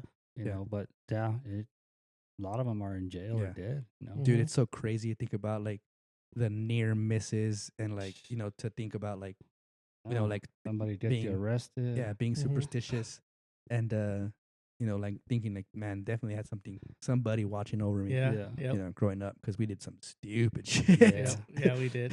You know what I always remember is I'm pretty sure we were in your Integra and we're heading to Cruces. Dude, with and that it was rain? with the rain. Dude, I think Yes. about that constantly. And every time it rains and I'm on the road, I think about that because we're I was in the back seat, and then I don't remember. We were in a modified Integra, 1997, pushing like 98 horsepower. I was gonna say 105. Man. Yeah. Instead of be You know, graceful, to say 105. But dude, no, we're, but we're going. By pushing it, modified, dude. you mean cold air intake? Cold air, Cold intake, air cut springs. exhaust, cut springs, and dude, we hit. It rained hard on us, and we hit like a puddle, and we hydroplaned it. And dude, that was the scariest thing, Dude, because it was just like it wasn't like a crazy hydroplane where like the back end came out, but it was just like I lost control of the car, and it was just like sliding. yeah, And then like, but it wasn't like a back and forth slide. It was just like Yeah. a slide, and then another slide, and then I was like, oh, and it just got dead quiet, dude. Like we're yeah, laughing, having a good time, and then it just like Mm. crickets, dude. And it's just Mhm. like, whoa, and like the only good thing is I didn't panic, Yeah. and I didn't hit the brakes. I didn't try to You just correct let- it. yeah. I just Held the steering wheel. I just and- let go of the gas, Mhm. downshifted, and then just eventually it got traction. But it was fucking scary. Yeah, but I always dude. remember that, dude. Always remember Yeah. that. I'm like, dang. Yeah, And yeah, you know, and it was But- just being dumb. You know, I Mhm. mean, going too fast, and it was raining, and that's the thing that I tell my kids. It's like, I'm not trying to rain on your parade, man. I'm not Yeah. trying to be a fucking asshole. It's just I worry about you. You know, Yeah. I've been Yeah. there, done that. Yeah. You know, believe it or not. You know, Yeah. I might not know what saw 6'7" means, but I saw a thing the other day. It's like, how come when you did it, Dad, it was sketchy, but when I'm doing it, I'm a dumbass. because we're But- built different. And I was like, yeah. Like my kid, bro, he had us download this tracking app, right? And he had left my house. He was coming into town with one of his friends, and he was the app tracked him at 65 miles an hour. Yeah. Only 45 on that road at a max. So I call him. I was like, "Hey, who's driving?" He's like, I don't know if I mentioned his name, but he's like, my friend is. I go, tell him that whatever happens to you is gonna happen to him. He's Yeah. he's holding your life in Yeah. his hands Yeah. Mhm. when he's at the wheel, and he needs to relax. Mhm. I got a phone call from his friend. He's like, "I'm sorry, Mr. Pena. Because I didn't realize that. Thank you for putting that into perspective." He's, "I won't do that with you. Are you gonna do it by yourself, man? I really wouldn't like that you do it by yourself. Because Yeah. you're putting yourself at risk, and you're a good friend to my son. Mhm. Great kid, just make smart choices, Yeah. Yeah. you know. But with my son, make better choices, man. Yeah. Yep. Yeah. And And that's with anybody, man. With his uncles, and whoever you might be, he knows. 'Cause even in cruises, I'll get the notification like, "Hey, who was driving?" And he'll tell me like, "Let him know." And Yeah. then I'll get a phone call, bro, from his friends apologizing, just like, "Hey, man, don't. I take my son's life very serious. You should too." But it's one of those things, man. It's like one small mistake. That's it. That's all it You know? takes, man. And it's not even if he don't make the mistake, someone else does it. Yeah. And it's true. The Just amount of take your times friend's that life. you hear that, I mean, nobody wakes up and thinks this is the last day I'm going to live. No. Yeah, But it happens. But it fucking happens. Yeah. It happens. like in This is the last time I'm going to see this just person. a split and it doesn't, second, and everything Yeah. could change. Yeah, And it's man. one of those And- things too, like, especially in the line of work that I do, is as simple as PPE, man. Like, protective equipment. And it's Yeah. like, man, it's hot. And I'm like, cool, bro. Just takes one time. Yeah. And I'd hate to do it, man, but I'd rather fire you than have you get hurt here or have you hurt somebody else. Yeah. Your choice. Complacency, man. Mm-hmm. I do it all the time to this day. Like, I don't need my safety harness. I don't need this. I don't need that. And it's just they're not gonna catch me. If it does hit that one time, bro, me slipped in off the roof and So with PPE, or guards or anything like that, I've been through a lot of OSHA, MSHA classes and all that, and it's like, this is so dumb. Well, I was cutting a piece of pipe on my truck, cutting the exhaust off. Yeah. And so I took the guard off my grinder, and I was right there. All of a sudden, the thing, and it got me right here on my hand. Yeah. And I just felt it hot, and I looked down, and it was just bleeding. I went inside. I was scared. I thought, I'm like, shit. My wife said, what happened? I'm like, I fucked up. She's like, what? And she saw bleeding and everything. I washed it. It wasn't as bad as it looked. Yeah. But I'm like, go get that guard. And now I tell my kid, I'm like, look, this is what happened, because I know everything. Yeah. And I've done it 100 times and nothing happened. But that one time. That's all it takes. Yep. One time. So, Yeah. So I, when my kids are, with this car, I want to lower it and this and that. I'm like, yeah, you could do it, but do it the right way. Like, we've been there we've made the mistakes, and we're trying to. Yeah. So you don't have to. Yeah. And that goes with everything. Dude, and it's crazy to like try to put that into perspective, because like they have it figured out, man. 17 years old, they have it all figured out. Yeah. Oh yeah, like, we dude, had it all figured out too. Been there, man. You wanna see how figured out I had it?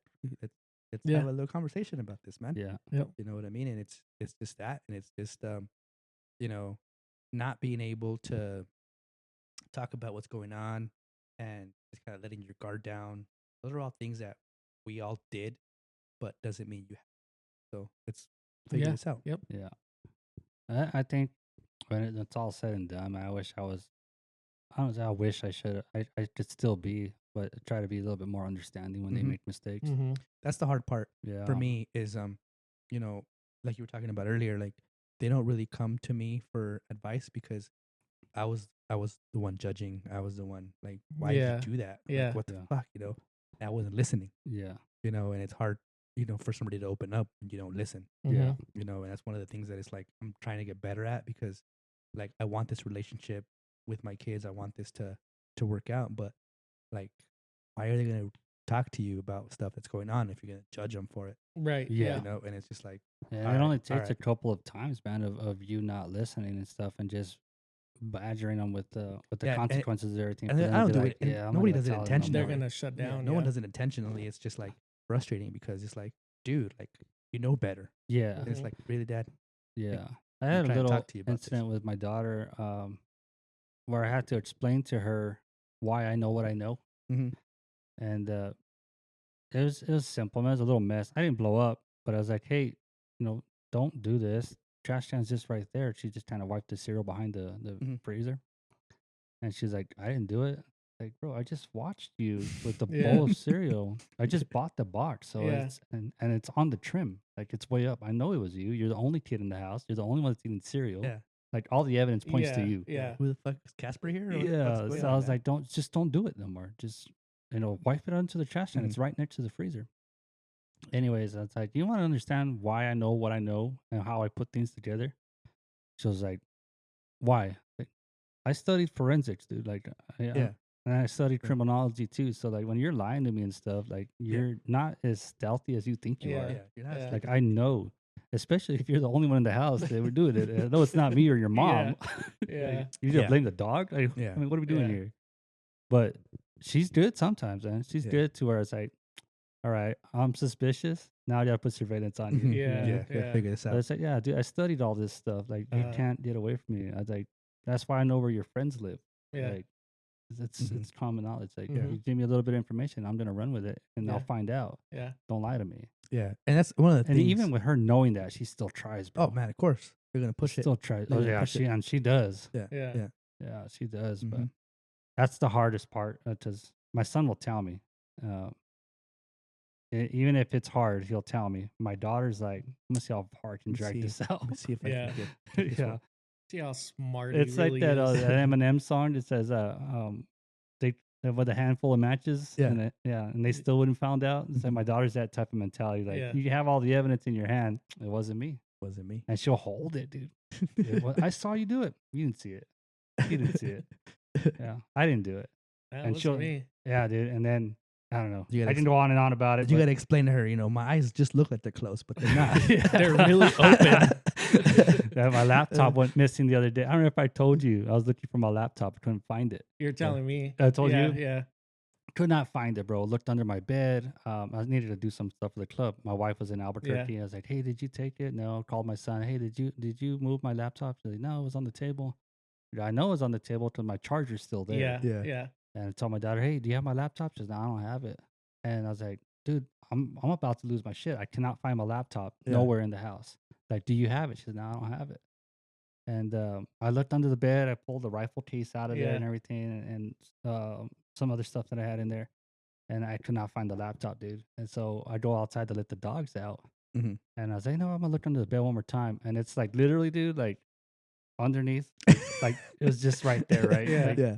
I pulled the cover Yeah. up and the laptop was right there, plain as day. I was Yeah. like, there's no way I missed that. Yeah. Yeah. There's no way. And I was like, hey, did you have it? She says, I didn't have it. So where'd you find it? I was like, Yeah. it was under my bed. I was like, come Yeah. here. Do you see that rifle case under there? She goes, it's empty. I pulled it all the way out. Are you Yeah. gonna tell me you didn't put the laptop there? Yeah. And she's like, I didn't. And then she held that story, bro. And I was like, just tell me the truth, dude. I'm not even mad about it anymore because I have it. Yeah. But just tell me. She's I had it. Dude, this is like an hour of looking for it and her Yeah. swearing she didn't have it. Yeah. And then she's like, yeah, I had it. Dude. I had it in the bathroom. Dude, in the cabinet. I have a funny, Yeah. I have a funny story about JJ. Dude. I think I've told you this one, but when I was working for Transworld, we would get paper checks. So, we're working night shift. So one of the mornings before I went to bed, it was a weekend too. So, before I went to bed, I cashed my check, and cashed my check, had it on the nightstand in an envelope, and I crashed out.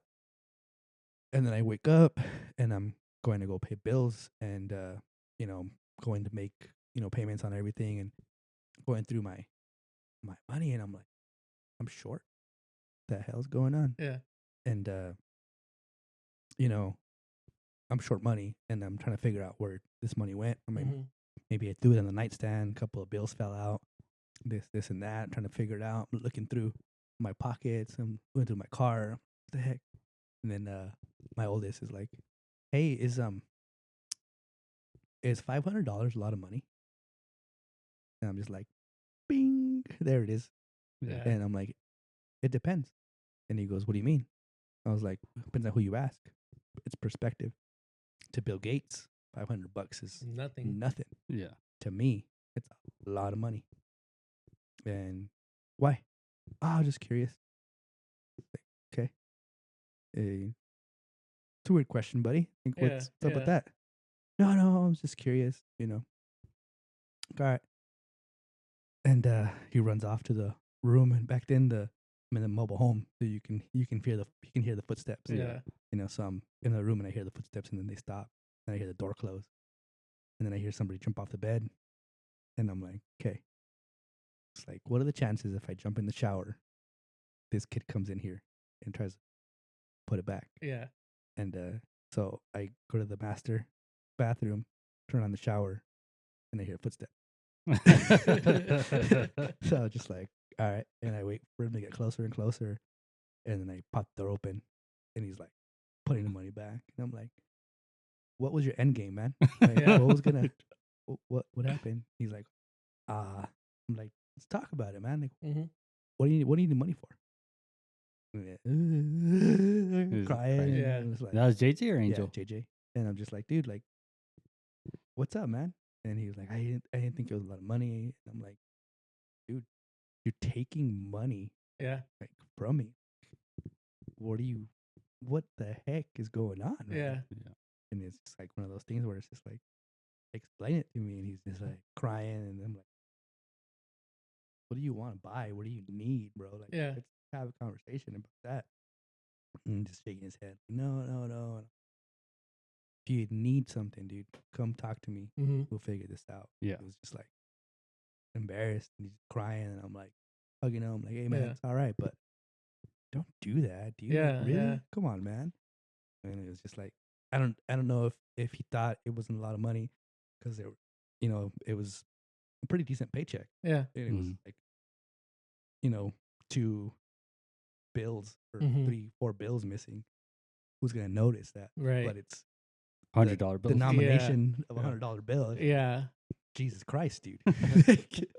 You're all, So- thanks for thinking I'm rich, but Yeah. I ain't Bill Gates, man. Yeah, kids are different, man. Yeah. Yep. Kids are different. But I remember like in that, and I always think about this, like when I used to punish my kids, I'm like, what punishment would have got handed to me, if that would have happened to me, and it would have been a fucking ass whooping. oh yeah. You know what I mean? And Yep. it's just like, Yeah, that's the thing. I tell my daughter because we get in arguments. Just she knows it all. Mhm. Right. Yeah. Teenagers. And I was like, you know what? If you grew up with my dad, he'd probably hit you because you're not your dad. I was like, could be. That could Yeah. be. Yeah. But Yeah. she's. I mean, I haven't. Like the disciplinary actions that my parents took, and they deny it. They Yeah, always do. yeah. Yeah. We didn't hit you. I didn't hit you That's that why the hard. belt had a No. name on it. I have a whole family of older cousins that fucking didn't big different on that one. Yep. We all got hit, Yeah.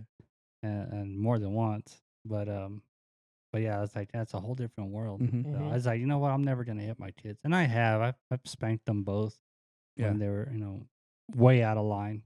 Mhm. Not enough to like child abuse or anything like that. Yeah. Nothing crazy, but I have spanked my son. He hit me in the face with a bat one time, Mhm. and I just swatted him, and he started crying. But I took a bat to the face, bro. Yeah. Yeah. I was like, hey, you don't do that. And he's been a good kid his Yeah. whole life, Mhm. and he's Yeah. really good stuff, real patient and stuff. My Mhm. daughter, on the other hand, she'd be all right, and then wait till I'm not looking, hit me again. Like that's the type of person Yeah. she is. Yeah. She's gonna poke the bear to see how mad the bear will get Yeah. before it retaliate. But Yeah. no, there's been a couple times where I've had to swat her when she was little, and just temper tantrums and stuff. But again, different kid. Mhm. You know, they say like you can have 4 siblings in a house, man, and each one of you has different parents Yeah. because they're at different stages of their Yep. life and Mhm. stuff. And everything that worked with my son, none of that works with my daughter. No. Mhm. It's a whole different person. Yeah, Yep. and she, I tell her all the time, dude, hey, we're not on equal playing grounds here. You understand that, right? We're not Yeah. roommates. Yeah. Yeah. Yeah. Because Yeah. I think that's what she feels like sometimes. Like, oh, we all live together. Yeah. You know, Yeah. I do what I Yeah. want. You guys do what you want. I can do what I want. My own Yeah. space. You're That- gonna and start paying that's- rent for your Mhm. room. Mhm. Yep. Yeah, it's definitely different. We've had conversations, me and Mariela, about kind of the way that I treated Angel and the way that I treat JJ, and it's different. And it's like, it's some of the times we have a conversation about it, and I'm like, you're right. Like I'm overcorrecting because I messed up with one, and Yeah. I'm treating him different because I don't want to make that same mistake again. Is that fair? No, because why is he different than Yeah. than that? And it's one of those situations. But at the same time, they're totally different people. Yeah. Yeah. You know, Yeah, they are. I was, man, when Angel was 16, 17, I'm like, dude, get in trouble. Like, go out. Yeah. Nah, I'm good. Yeah, that's my son. Make friends. Like, Yeah. go talk to people. Yeah. Nah.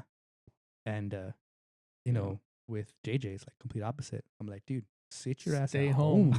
Yeah. Fucking, and it's one of those things where I think out of the two, I think that JJ is a little bit more like you as far as where you That's what were when scares you were me. young. and that's Yeah, what I can scares see me. that. And it's one of Yeah. those things where it's like I see a lot of him in me, I just what worries me is that he doesn't have like the same influences that I had growing up. Like, one of the main reasons why, I was able to graduate fucking high school was because of Josh. Yeah. And a lot of support, and a lot of I wouldn't say he's hanging out with the wrong crowd, but it's different. It's definitely different, Yeah. and it's trying to, be somebody you're not, and trying to keep up with the Joneses and that kind Right. of stuff. Which, I mean, it's motivation for him to get his stuff together and get stuff figured out. But at the same time, it's one of those things where it's like I worry about that kid Yeah. sometimes. You know what I mean? Yeah, and I think some of that comes down to like the type of crowd that's the same as what he's into Mhm. right now. To Mhm. when we were kids, we knew what those people were. Yeah. And Mhm. that's the scary part. Yeah, I think yeah. it's like because what we remember Mhm. those kind of crews were. It's Yeah. like a Yeah, lot of they- them yeah. weren't Mhm. doing good things Yeah. to be. And that's it. And I that's think the that's scary where part, man. that's where it's like, but it's having those conversations. It's making sure that he understands that he's somebody to talk to, Mhm. and but it's tough, man, It because is. that kid's got it figured out. Yeah. And it's one of those things where it's like, dude, I get it, man, and dude, he'll be 18 in December, like fucking In a 20 some month. days, Yeah. and it's Do you like, ever yo. tell them like the stories and stuff, everything you've Mhm. been through? Like, And that's a thing where it's like, but to him it's like a lecture. You know what I mean? Yeah. And it's like, yeah. and it's one of the things that's like, really, Dad, like Yeah. just Mhm. because you fucked up doesn't mean I'm gonna fuck up. And it's like, yeah, man, I hope so. Yeah. I really do hope you got it all figured out. I really Mhm. do hope you have this, 10-year, 5-year plan. I really do. Yep. But I'm just, I'm worried about today. Yeah. Yeah. Yeah. And it's just one of those type of conversations, and it's just one of the things, where, and it's different because we co-parent. Mhm. So, there's a lot of things that, a lot of things that change when he's this household versus that household. And it's just some of the stuff where it's just like, how do you navigate that? Yeah. Right, yeah. I didn't experience that growing up, because it was go ask your mom, Mhm. Yeah. go ask your dad. Yeah. Yeah. And it was that, and it was just like, and then they had to figure it out. Yeah. Like, mom said he doesn't care. Okay. Yeah. And then, you ask your dad? Yeah, sure. Yeah. Sure. Yeah. Sure. Uh-huh. Yeah. He said he was Uh-huh. cool with it. And then it's like, come home and they're arguing, and it's like, oh fuck. Yeah. Yeah. Like, shit. Yeah. Oops. And my son never did that to us. My daughter has. Like, oh, my mom said this, or my dad said that, and then you find out, like, hey, Mhm. did they come talk to you about this? Like, no. Yeah, Like, yeah. God damn it. So Dude, and I it, had it, to literally have a lecture of my daughter and say, hey, look, me and your mom are on the same team. Mhm. Yeah, I mean, we might disagree on some stuff. Yeah. But that's up to us to decide.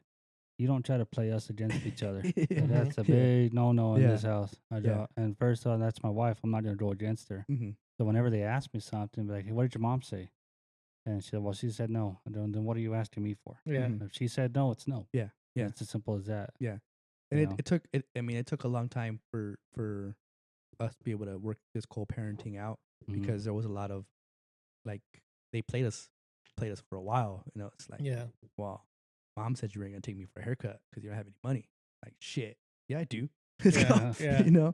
And then it's like, little did I know, he had already played the same card with her, and he already had $20 in his pocket, Yeah. and then I'm paying for a haircut, Yeah. Yeah. and it's like, shit, what the fuck? Yeah. But it's stuff like that, and it was just a lot of communication and a lot of trying to figure this out, and understanding, that they're trying to get their way, and they're Mhm. not really concerned about whose feelings they hurt, stuff like that. And it's Right. just one of those things where it's just like, I get it, it's one of those things where it's like, it's harder to navigate because, like I said, I mean, growing up, it was not that situation. Yeah. Yeah. And you parent a lot, you mirror what you saw. Mhm. Yeah. You know what I mean? Yep. Mhm. So it's one of those things where it's like, I never saw that before. So how do I Yeah. do this? And then being, the whole thing where we don't talk about our emotions, or we don't ask for help. And it's just like, I got this. I'm going to Yeah. figure this out. Yeah. And then you Yeah. totally fucking botch it because, you don't know everything. Yeah. So it's one of those things. And yeah, it's been learning experience and trying to get all this stuff figured out. And it's just that, man, being open to criticism, being open to, different opinions. And like Josh said, he's called me. I've called him a couple of times and just kind of, bounce some ideas off of him. And this is what's going on. And this is what I'm trying to figure out. And, it's good to have that kind of relationship with somebody that you can, because. No, yeah, man. Like if I see his kid out doing something he probably shouldn't be doing, I'll call his dude like, "Hey, just saw your boy over here," Yeah. And then he'll question him and stuff. But he's never really. I don't think I've ever called you about him doing any dumb shit. Just that I seen him. Yeah. I called him. I'm like, dude, I haven't seen your truck over here in a bit. And he's like, oh, yeah, he sold it. I'm like, oh, okay, cool. What is he driving? If you need me to keep an eye on him, I'm Yeah, like, that's cool. Yeah, that's cool. I'm like, I haven't seen your truck parked out here for I don't know if it's any of my business, but I haven't seen it over here. But that's the whole thing, man. Is it takes a village, My kid don't live here, but that's one of the things that kept me in check too. Growing up is like my dad worked for the city, and like my friends would go, I just go ditching or whatever. It's like I can't. I don't know where my dad's at. He could be anywhere. He could be watching me right now. I don't know. We don't have a Life 360 app back then. No, dude. And that's one of those things. Like if he were to have caught me ditching, dude, I wasn't afraid of any of my friends. Dude, my dad would have beat the fuck out of me. But it's like, even when I got arrested that night, he wasn't really that mad. He was like, what happened? And then I told him, he's like, rookie move. Hada. It was him. Yeah, Hada. Well, actually, he was. Yeah. He's the one that got me arrested. But it is what it is, a learning experience. That's crazy. I think about that because, like, we used to run like a whole street racing syndicate. I mean, I can't confirm or deny, but we weren't affiliated, but we were. But we weren't. It was one of those we were all things. Toretto, bro. Yeah. All of us. I used to live my life a quarter mile at a time. Slow as fuck, but we get there. We'll get there. Modified. That was back when life was slow motion. Yeah. What kind of mods do you have into your car? I got a NOS sticker. Dude, I had a NOS sticker. APC stickers on the back window. But that's it, man. It's just life's crazy, bro. It's just a really big is, learning. dude. You're always learning. You're always evolving. You're not the same person you were yesterday, but you're always growing. And that's it, man. It's just perspective, and it's just make sure that you stay positive and you put one foot forward, and you get out of bed every day, and that's it, man. Because it's so crazy. We started talking about this with the Dallas Cowboy player that committed suicide, and then it's like, what happened? You know what I mean? And it's just one of those things where it's like we have to get out of each other's way, and we have to be able to talk about this kind of stuff because at the end of the day, I mean, it affects everybody. It's one of those things where the more I've talked about, kind of what I went through and kind of what I was going through and where my head was at, and it's like, me too. I mean, we were fishing, and then I finally opened up about it and talked about kind of what I was going through and the emotions that followed and the place that I was where I was at, and then hearing Josh talk about a similar situation, and then Billy kind of opening up about kind of his struggles with it, and it's like, oh shit, you too? You're not alone. And it's like, what the hell, and it's just like, I almost felt like a giant weight came off my shoulders, because we do, man, we bury a lot of this stuff and we don't talk about it, and it just weighs on you. You know what I mean? And it's just like, dude, it's so crazy to think about how your mental health can affect your physical health. Yeah. Either like your immune system takes a hit and you're more prone to injury. You don't sleep right. You don't thinking correctly. And then next thing you know, accident happens, or, you kind of spiral into this dark place where you shouldn't be there. You don't need to be there because, we're all here for each other. Yeah. And it's just one of those things where it's like, shit, man, all it takes is just opening up and talking about it. Yeah. I had this conversation with my wife a couple nights ago, and I was telling her, like, I go, every day that I wake up, like yesterday didn't happen. Like, it did not happen. It was like a dream. We went to a comedy show on Thursday. Went to go see Tom Segura. We got home, bro, and it's like, I know it happened. I was there. But it's like, it didn't. Like, it was not real. And I don't know. I was telling her, the best way I can explain it is that I've been through so much shit growing up and losing people and hardships and all that stuff, that it's like having a nightmare. You know what I mean? So where that you can feel all the emotions, the fear, the anxiety of everything, and you wake up and you still feel it, but you know it wasn't real. Yeah. You know what I mean? But it's like when in real life, things just I'm where I'm at right now. Mm-hmm. Like whatever happened 10 Mhm. minutes ago, it doesn't matter. Yeah. You know, one of the things too It's like it's not real to me. yeah, and I get that because one of the things that like I struggle with too sometimes is you know, being like in a sense grateful, Mm-hmm. and in a sense like acknowledging that like you made it, you put yourself in the situation, like things are getting better, Mm-hmm. and it's just like Why? okay, why? What's gonna happen? Like Yeah. what's It's you know, like everything waiting. good is suspicious. It's going too good. Right? Yeah. It's like It's wait a like, minute. Yeah. What? And Just it's waiting crazy, for man, because something. I don't realize, and I am grateful for everything that I have. Mhm. But I don't realize how far I've come till I'm telling like my customers, like, Mhm. hey, you know, you have kids, you have wife, you know, and then I'll tell them like, yeah, I got everything paid off, my trucks are Mhm. paid off, cars paid off, my son's in college. I'm only 39. Yeah. yeah. They're like, oh man, like you're doing really, really good. You know, Mhm. congratulations and stuff and this and that. It's like, hey, you know what? I am doing pretty good. Yeah. Yep. You know? Yeah, don't sometimes you gotta realize 'cause you life don't is so realize it busy. at the time, but sometimes you that gotta sit back and be yeah. like, you know what, I am doing pretty Yeah, good. you And gotta know? give yourself some flowers, yeah, and Yeah. that's hard. That's hard. Like That's as, the hard thing, yeah. as a male, and you know, and like the whole thing with like the Latin culture and machismo. Like, dude, it's you know, like Mexicans are haters, dude. Yeah. You bad. know what I Yeah. mean? Like it's one of Yep. those things where You it's think just you're all like, fucking bad you or think what? you're all cool? What? Oh, What's you up, think you're- man?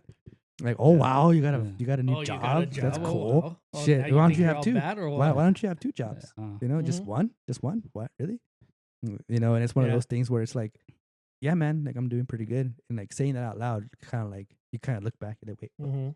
Yeah. uh, I mean, for me, dude, I think when you have a circle that's happy that you're doing good, right? you know, versus like The you're secret hater. fucking, Oh, you think you're all full of bad? yourself, Yeah. man. Yep. Yeah, Yep. Full of yourself. You think you're better than us because you're Mhm. doing better. It's and like, you know what's nah, crazy I is don't. like we have like at least I know I do, like I have like a defense mechanism put in place. Like, check out my new boat. I already scratched it, man. You know, this happened to it Yeah. already. I mean, it's Try not the to color, downplay not the it, color I trying wanted. to downplay You know what it I or mean? And it's something. just like, check out my. I got a 4Runner, and check it out, man. But it has 230,000 miles on it, and Yeah. you know the seats are torn, Mhm. and it's like, dude, that's a pretty fucking sweet ride. Yeah. Well, yeah, man, but it's got some sun fade, and it's like you know Yeah. what I mean? Yeah. Like you're Yeah, dude. trying to But beat you them to see, it. like when you're talking to other people about it, right? You Yeah. do that. Yeah, But whenever he called me, he's like, "Dude, this thing is fucking Yeah. sick." yeah, and this and it's that, like a safe whatever. space. It's like, Yeah. Yeah, you know, it's you see that night and day, freaking different attitude and stuff. You know, Mhm. it's like you, man, with your Mhm. turkey and stuff. Like Yeah. you were fucking super excited. Yeah, I don't know yeah. if you told anybody else like the No, same way you I told us. told you know what I mean? guys right away. I'm Yeah. like, dude. But it's like, because we're happy for you. We're Yeah. genuinely Yeah. happy for you. Mhm. Yeah. You know what I mean? And then when you could talk to somebody like that, has genuine feelings. Mhm. Because, I mean, this guy knows, like, Yeah. if he's full of shit, bro, I'm going to tell him he's Yep. full of shit. Yeah. You know what I mean? yeah, And put him in his place. But at the same time, when he's doing something good and stuff, you got to give Mhm. him his flowers. Yeah. You know what I mean? No, you do. that's it. Yeah, well, I had a coworker. I told him, I was like, yeah, I got a turkey. And, nah, it's just a fucking turkey. I'm like, all right, cool. Yeah, I you know what I ended the mean? conversation. I'm Yeah. all cool, Whatever, and I'm man. telling you guys, dude, this is my first kill with the bow. Yeah, dude. Super Dude. excited. I'm Dude, yeah. just, And you even, know, you know, me and my brother haven't had the best relationship throughout our whole lives and stuff. And you know, he broke down in the mountains and stuff, but you know, he managed to kill a bird. Yeah. And I sent you guys the picture and stuff. Yeah, man. And I was like, "Fucking hey, dude, that is dope." That's sick. You know, yeah. You know, that's Yeah, dude. congratulations. That's a Yeah, it's good my ass- first turkey and all that stuff. I was like, "Yeah, man, congrats, dude." You know, I'm genuinely happy for him though. That's It's it. like Mm-hmm. because he was out there, he had some troubles and stuff, and I didn't know he was stranded. And I knew his truck was having issues, Mhm. but I didn't know. I thought he wanted to be there, yeah. and I didn't know he was stranded. Otherwise, I would have probably done more to help him out. But my other brother, ended up helping him out and whatever. But yeah, he killed that fucking bird, dude. And Sick. he was telling me that he had to stalk him for a long ass time to get in position. Yeah. Hit him with a shotgun, and but yeah, he's just out there stranded, but having the time of his life. Yeah. You know. Mhm. Yep. And I was like, yeah, man, against all odds, you got it done. Yeah. And Yep. yeah, that's the thing, man. Just being Yeah. genuinely happy for somebody that Mm-hmm. without shitting on him, like, nah, that fucking bird's not even that Yeah, big yeah. or whatever. Mine was bigger. Yeah. Yeah, It's yeah. like, It's nah, like, dude. come on, Like, man. I told him, like, cut around the fan. I was telling him, like, how to fan it out and Mhm. stuff. And don't worry about messing it up. We can fix it and giving him pointers and stuff. But, you know, even with a bad relationship, man, I'm still genuinely happy Yeah. for him Yep. and stuff. Mhm. Yep. And Yeah, and it's I feel like, I don't know about you guys, but I feel like for me, like as I get older, like it's harder for me to like harbor resentment um for people and like situations, and it's like, yeah, man, like you're going through some shit, like I get it. Yeah. I don't really harbor any bad feelings or anything Yeah. like that. But my bullshit meter is like fucking, it's little, man. Yeah. Like if Yeah. you don't want me here, I'm not gonna be here, man. Yeah. Like, it's one of Right, those things right, where it's yeah. like I'm not gonna put up with a whole lot. If you're gonna be an asshole about this situation, like, nah. Yeah. Mhm. There's drama. Count me out. Yeah, Yeah. that's how It's I'm like. just I Yep. want to be drama free, and then like 100%. like I have like one other person out of us Mhm. right here that Yeah. I could either talk to, Yeah. and then my wife. But besides that, dude, my circle is small. You Yeah. know, Like, it's so it's it's easier to find peace in smaller groups for me, Yeah, at least. yeah. And it's like I mean, it's crazy because like I'm a very like outgoing, like extrovert person. Like, Mhm. the way that I charge my batteries are by like mingling and talking and Yeah. having a conversation. Mhm. But at the same time, like I'm not gonna tolerate, any kind of disrespect, or, if oh man, come over, but don't bring your wife. Fuck you. Right. Yeah. Yeah. She's not welcome. I'm not welcome. Yeah. Yeah. Yep. And it's kind of that type of stuff. Or like, oh, we're gonna have a boys this or a boys that, and it's like, wrong circle Mhm. for me, man. Like, we have adult trips, and the wife's invited, and it's one of those things where it's like, Mhm. why wouldn't I want to do that? Yeah. Right. And it's just one of those things where it's like, I get the appeal of it, and it's cool, but at the same time, like, um, I'm in a happy place, and I'm good with Yeah. kind of the relationship I have, and it's Mhm. just, for me, it's cool, and it's just like it's hard for me to harbor any kind of bad feelings or resentment towards anybody, but at the same time, like my my bullshit meter is like Yeah. fucking little, man. I'm not gonna tolerate a whole lot of BS or drama or kind of like situations that I shouldn't be involved in. It's Yeah. like, nah, man. Yeah. We talked about it. We went to Home Depot on Monday. I asked the wife, "You want to go?" And she's like, "Yeah." We ended up getting some wings from Buffalo Wild Wings, and I asked her, "Hey, how long is the wait?" She's like, 20 minutes. Got him to go. And I was, "You want to go and have a beer?" And then she's like, "You can have a beer, and I'll drive back." I was like, "Cool, deal." Yeah. And then we walked in there, and I had a beer. We had a good conversation, good little talk, and it was cool. Like, sometimes you need that, and just like Yeah. the Mhm. the alone time and the Mhm. kind of like just that.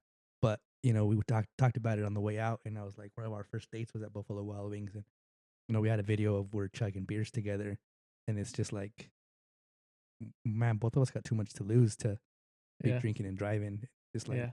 one beer. Before I would have been like, that's one beer, dude. Right, Like, yeah. really? Come on, man. Yeah. This Yeah. fucker even checks me too, man. Yeah. With 2 beers and then we're gone. Uh-huh. But it's part of growing up, dude. I think um if you got people that depend on you and stuff, you got to make good choices, dude. Mhm. And even yourself, dude. Like I would hate for one of y'all to be tipsy leaving my house and shit, and then fucking Then something happen to happens you. or Dude, something. I Yeah. know, man. And I always think about that, You and it's know. just like, man, there's no need for it. Nah, There's no there's need for it. absolutely Mm-mm. not, man. Yeah. So like, I always make sure like, hey, you make sure you call me, Mhm. dude, or you're falling asleep or whatever, call me. Yeah. And I have, me and my cousin in Maryland, dude. He'll tell me like, dude, I went over driving cars. If you ever fallen asleep out there, man, call me, dude. Call Yeah. me. Yeah. And I don't care if we're just talking about bullshit or whatever. We just just don't fuck up. Yeah. And ironically enough, he blamed me for his DUI. Yeah. That's for another time. But yeah, that's a whole different fucking thing. But Yeah. but yeah, it's one of those things, man. It's I never want to, Mhm. you know. Nah, and it's the people that you surround yourself with, and then for me, like what speaks volumes is how comfortable my wife is, with you guys. Talk your And shit to me. yeah, yeah, she's comfortable. You know what I mean? Yeah. Last podcast, we left, right? Yeah. And I had to go to Walmart to pick up my stuff. And what was in the?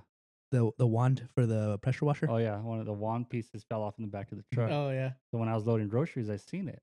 I knew he was doing a Walmart. So I call him like, hey, you at Walmart yet? He's like, no, I'm on my way. And then right away in the background, he's like, can I just have fucking 2 minutes? Yeah. So it's just cool, man. I mean, we love her, Yeah. you know. And it's cool, man. And it's one of those things like we were talking about the other day. It's like, oh man, it's almost time for the ugly sweater party. And Yeah. it's just like, yeah, hell yeah, you know. And it's just like it's cool to get excited about that kind of stuff. And Yeah, I'm gonna outdo it this time. I already have ideas. yeah. I'm gonna win Heck that yeah. 10 grand again. Yeah, yeah. And it's just that We'll see. and it's just We'll that kind of see. stuff. You know what I mean? And it's just like it's cool. Because like, you know, I heard something and it really kind of stuck with me, and it's like, you know, the only two people that you have to impress is 80-year-old you and 8-year-old you. Yeah. Mhm. Yep. You know, I think I'm doing pretty good. Yeah. You know, when it comes You're to almost that. at 80 already. Yeah, dude, Yeah, I'm you halfway are. there. Yeah. Literally. Yep. And it's that- one of those things where it's just like, that's it, man. I mean, it shouldn't really matter, you know, what other people think, and, you know, kind of everyone's kind of living their life and everyone's kind of different paths, and, you know, at the end of the day, it's just you, man. And it's just Yeah. the only people that you should really be trying to impress is 8-year-old you and 80-year-old you. Yeah. And I mean, shit, dude, like it's been a fucking wild ride. Yeah, definitely. My little nephew yesterday, we're leaving practice, archery practice, and he's like, we were talking. My daughter was talking about one of her Mhm. friends, and she's like, "Cause yeah, that guy doesn't like me." And he said, "I don't know why. It's none of your business, dude. It's really not none of your business how somebody Mhm. feels about you. That's their problem. Yeah. Yeah. You Yeah. know, if they lose sleep over how much they don't like you, that's Mhm. their problem. It Mhm. has Yeah. nothing to do with you. You Dude. know, just keep that in mind for the rest of your life. That what other Mhm. people's opinion of you has nothing to do with you. Yep. Yep. And he's young, man, and I hope he keeps that message and stuff. But it's the truth, dude. Like, Mm-hmm. you got a problem with me? Dude, yeah. Okay, That's cool. it. That's your problem. your I'm problem. going I'm to good. sleep. You know what's and- crazy is I listened to this podcast a long time ago, and I've listened to it a couple of times since then. But it was Joe Rogan and Jewel. Oh, I was gonna say, I looked at you like listening to No, John Dudley. But It's it was crazy because she talks about kind of like emotions and emotional stress and kind of stuff like that, and she talked about like how anxiety and you know, depression, all that stuff is like a check engine light.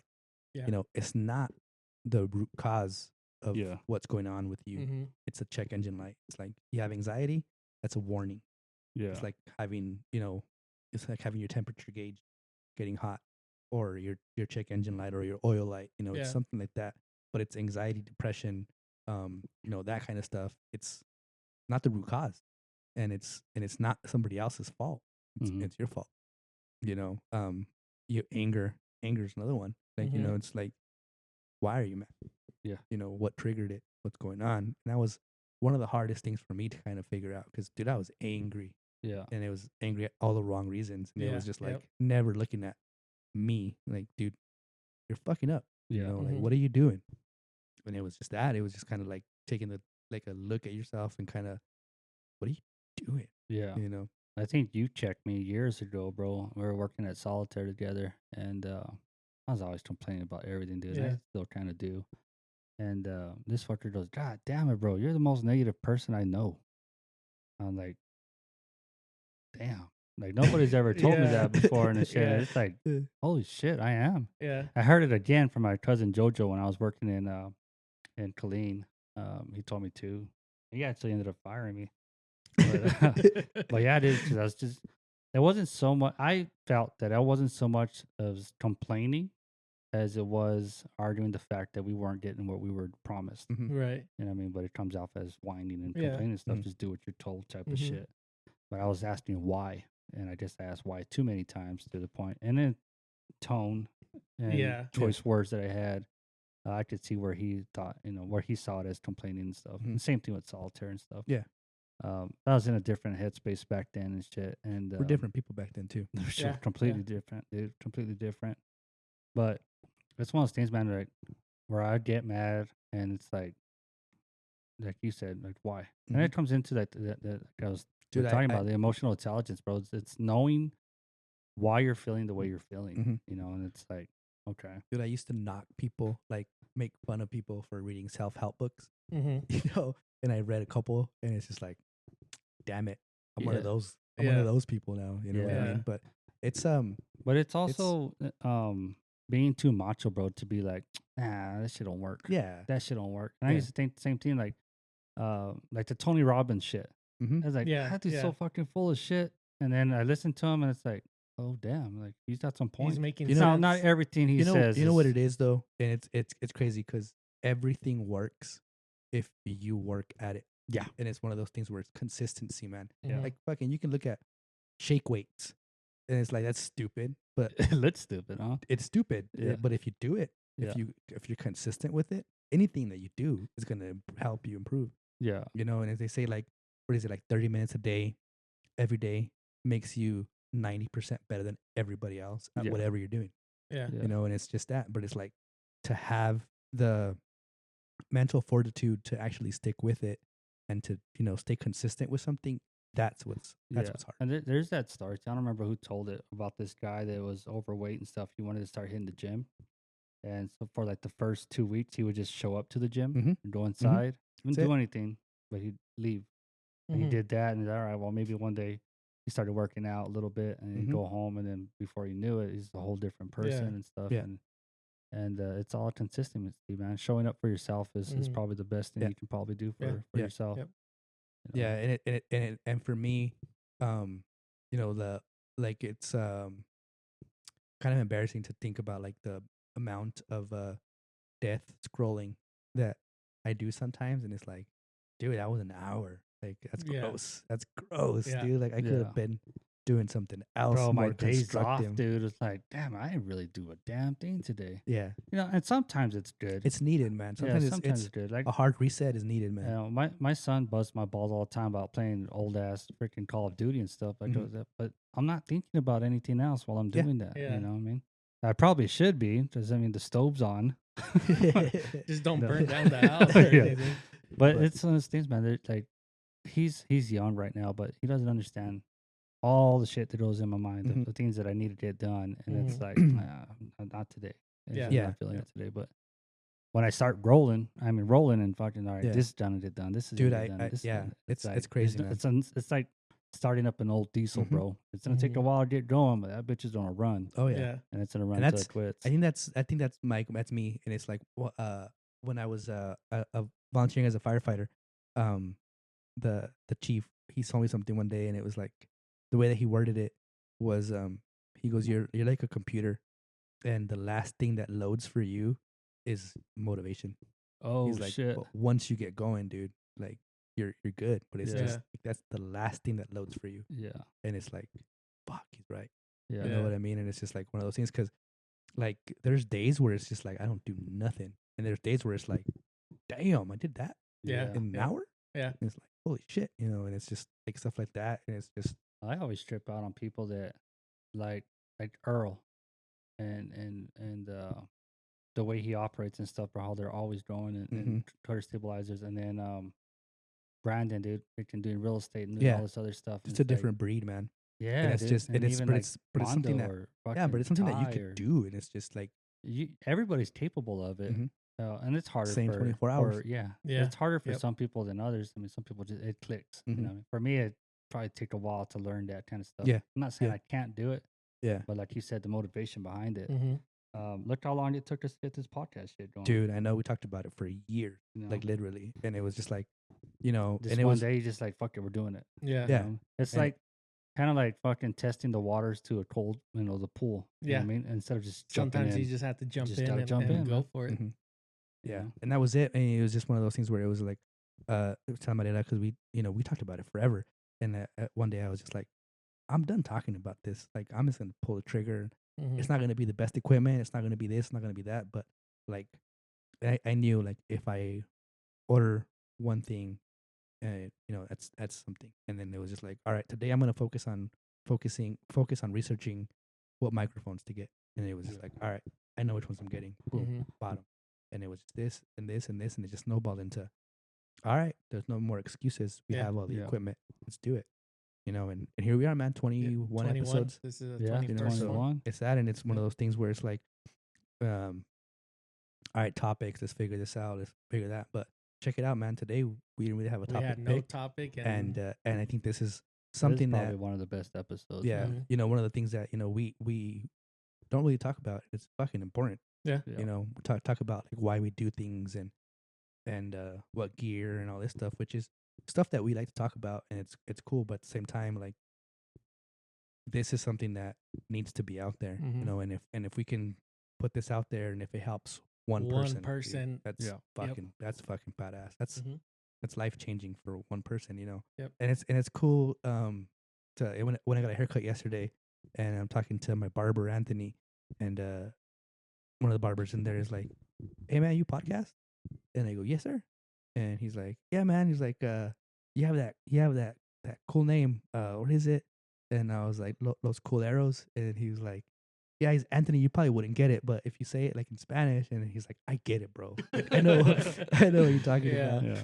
And then started talking about, what do you guys talk about and this and that, and I was just like, archery stuff, man, and just kind of life with that. Mhm. And he's like, "You're brave, dude." Like, I'm like, "What do you mean?" He's like, "I'm putting stuff out there," and I'm like, "Yeah, man." But it's stuff that I like to talk about Yeah. anyway. Yeah. Yep. We talk, dude. The amount of times that we talked about starting a podcast, and then we had a whole hour conversation, and I'm like, "Dude, that would have been a good episode." Yeah. And it's just like, damn it. Yeah, we're doing it right now. It's like, Yeah. yeah. Yeah. Or we are. sometimes when we start getting ready, Yeah. we bullshit This for dude 20 should- minutes, and Yeah, we should this just dude hit should probably record. just press record As soon as we somewhere get in here. the- Yeah, man. Yep.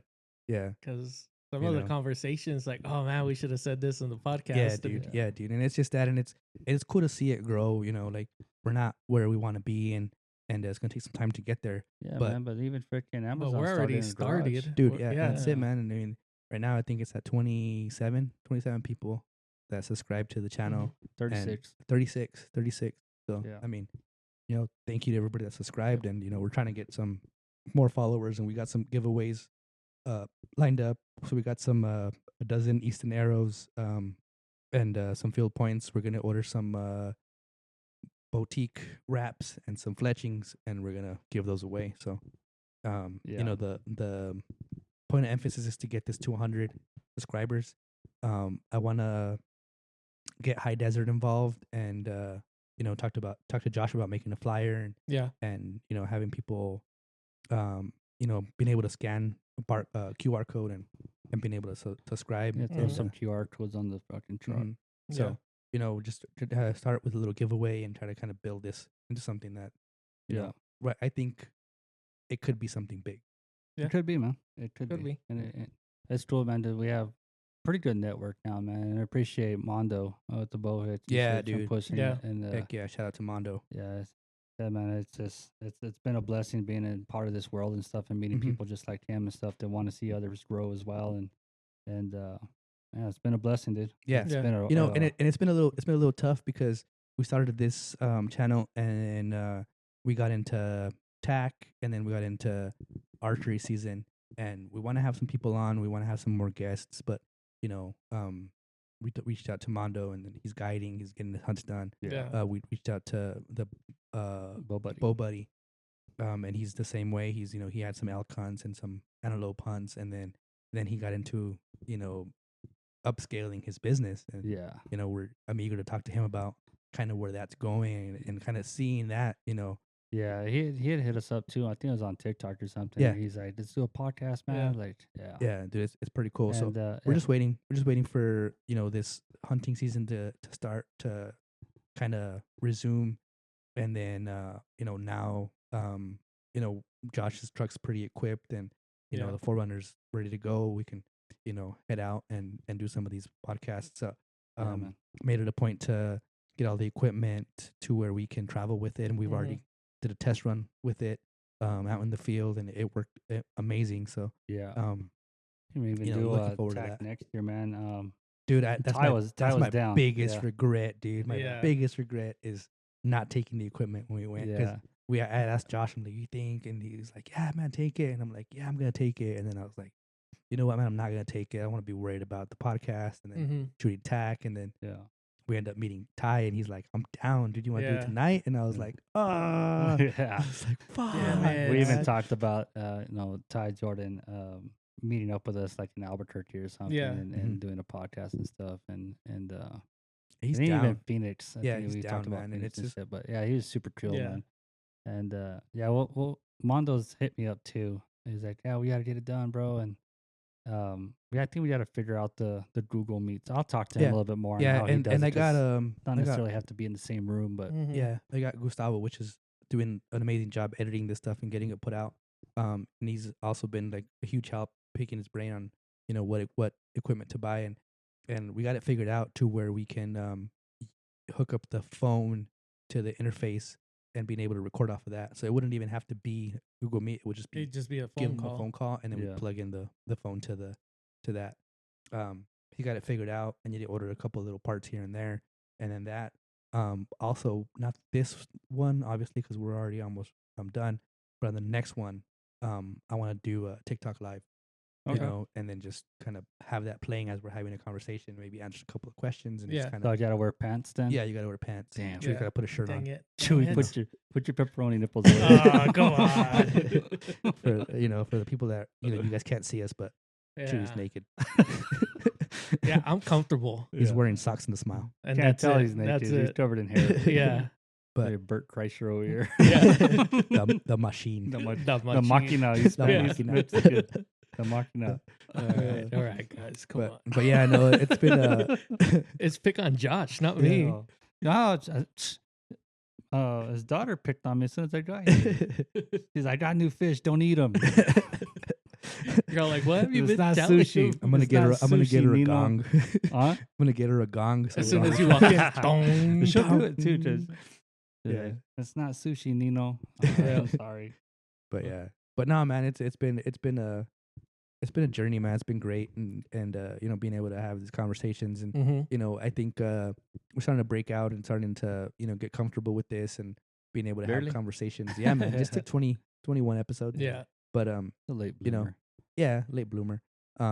Definitely want to get into some more backstory and get some more guests on and stuff like that. Yeah, maybe Um, next episode we got to introduce you. I don't think anybody knows who you are. Yeah, no. You did that a couple episodes ago, and he never introduced never. himself. Yeah, Like you need to yeah. introduce No, yourself, and the very never first has. episode, I was the Josh, and then I think we did George. George, and then you. Chewy. And this fucker's Yeah. never introduced Yeah. himself. Yeah, Yep.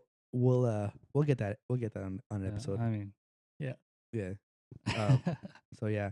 But right. it's been a good one, guys. Nice having you guys on here. I know this kind of turned into mental health and not archery stuff, but I think it's something that we have to highlight and we have to talk about. Because it's something that impacts everybody. Mhm. And it's something that we gotta make normal to talk about. It's one of those things where it's like, there's no need for as many people go through this alone and end up taking their own lives and dealing with it in the incorrect ways. And I think about that all the time about kind of where I was at and kind of the way I dealt with my emotions and feelings and stuff like that. And it was like, dude, you're fucking not okay. Yeah. Mhm. So But no, definitely. It's not just about like archery outdoors. It is about life and Life. and what we Yeah. go through, what we struggle with, and it is refreshing having you guys to be able to be like, hey, this is going on, Mhm. or just hey, text me when you get home. Yeah. Yeah. Just Yeah. So yeah, and just like you said, if it helps one person be like, hey, you know what, Mm-hmm. I could talk about it without being, Yeah, man. that's gonna help out. And Definitely. Well, anything else you guys want to add before we cut this one? no, I'm good. Just just a real emphasis on I guess the giveaway, man. So Yeah. we're trying to get to 100 subscribers, guys. So we do have the arrows in hand, Easton 5.0s, custom wraps. You got the Easton 5.0s match grade, so they come with the collar. We got the Easton match grade field points to match that, and we're gonna pair that with some boutique arrow wraps, and then we'll look at veins. I think that'd be a good topic to figure out. The veins, Mhm. I got a stockpile of veins. There Yeah, you he go. does. I got two eyes. I got blazer. Oh, I think Chewy's gonna buy the blazer Yeah, I'm veins. gonna get the Blazers. Two eye. Got Easton's. There's some blazer veins in there. A lot of Q2 eyes, but Yeah. there's a good variety of colors. Yeah, I got quite a bit. The only thing I don't like about this giveaway is I can't qualify. Yeah, for you're it, so, ineligible. Yeah, but Ineligible. that's all right. But Yeah. so yeah, man, you guys get us to 100 subscribers. We're gonna give some arrows away to a lucky winner, and we'll catch you guys on the next one. Cool. Bye. Later. Later. Link in my bio. Subscribe.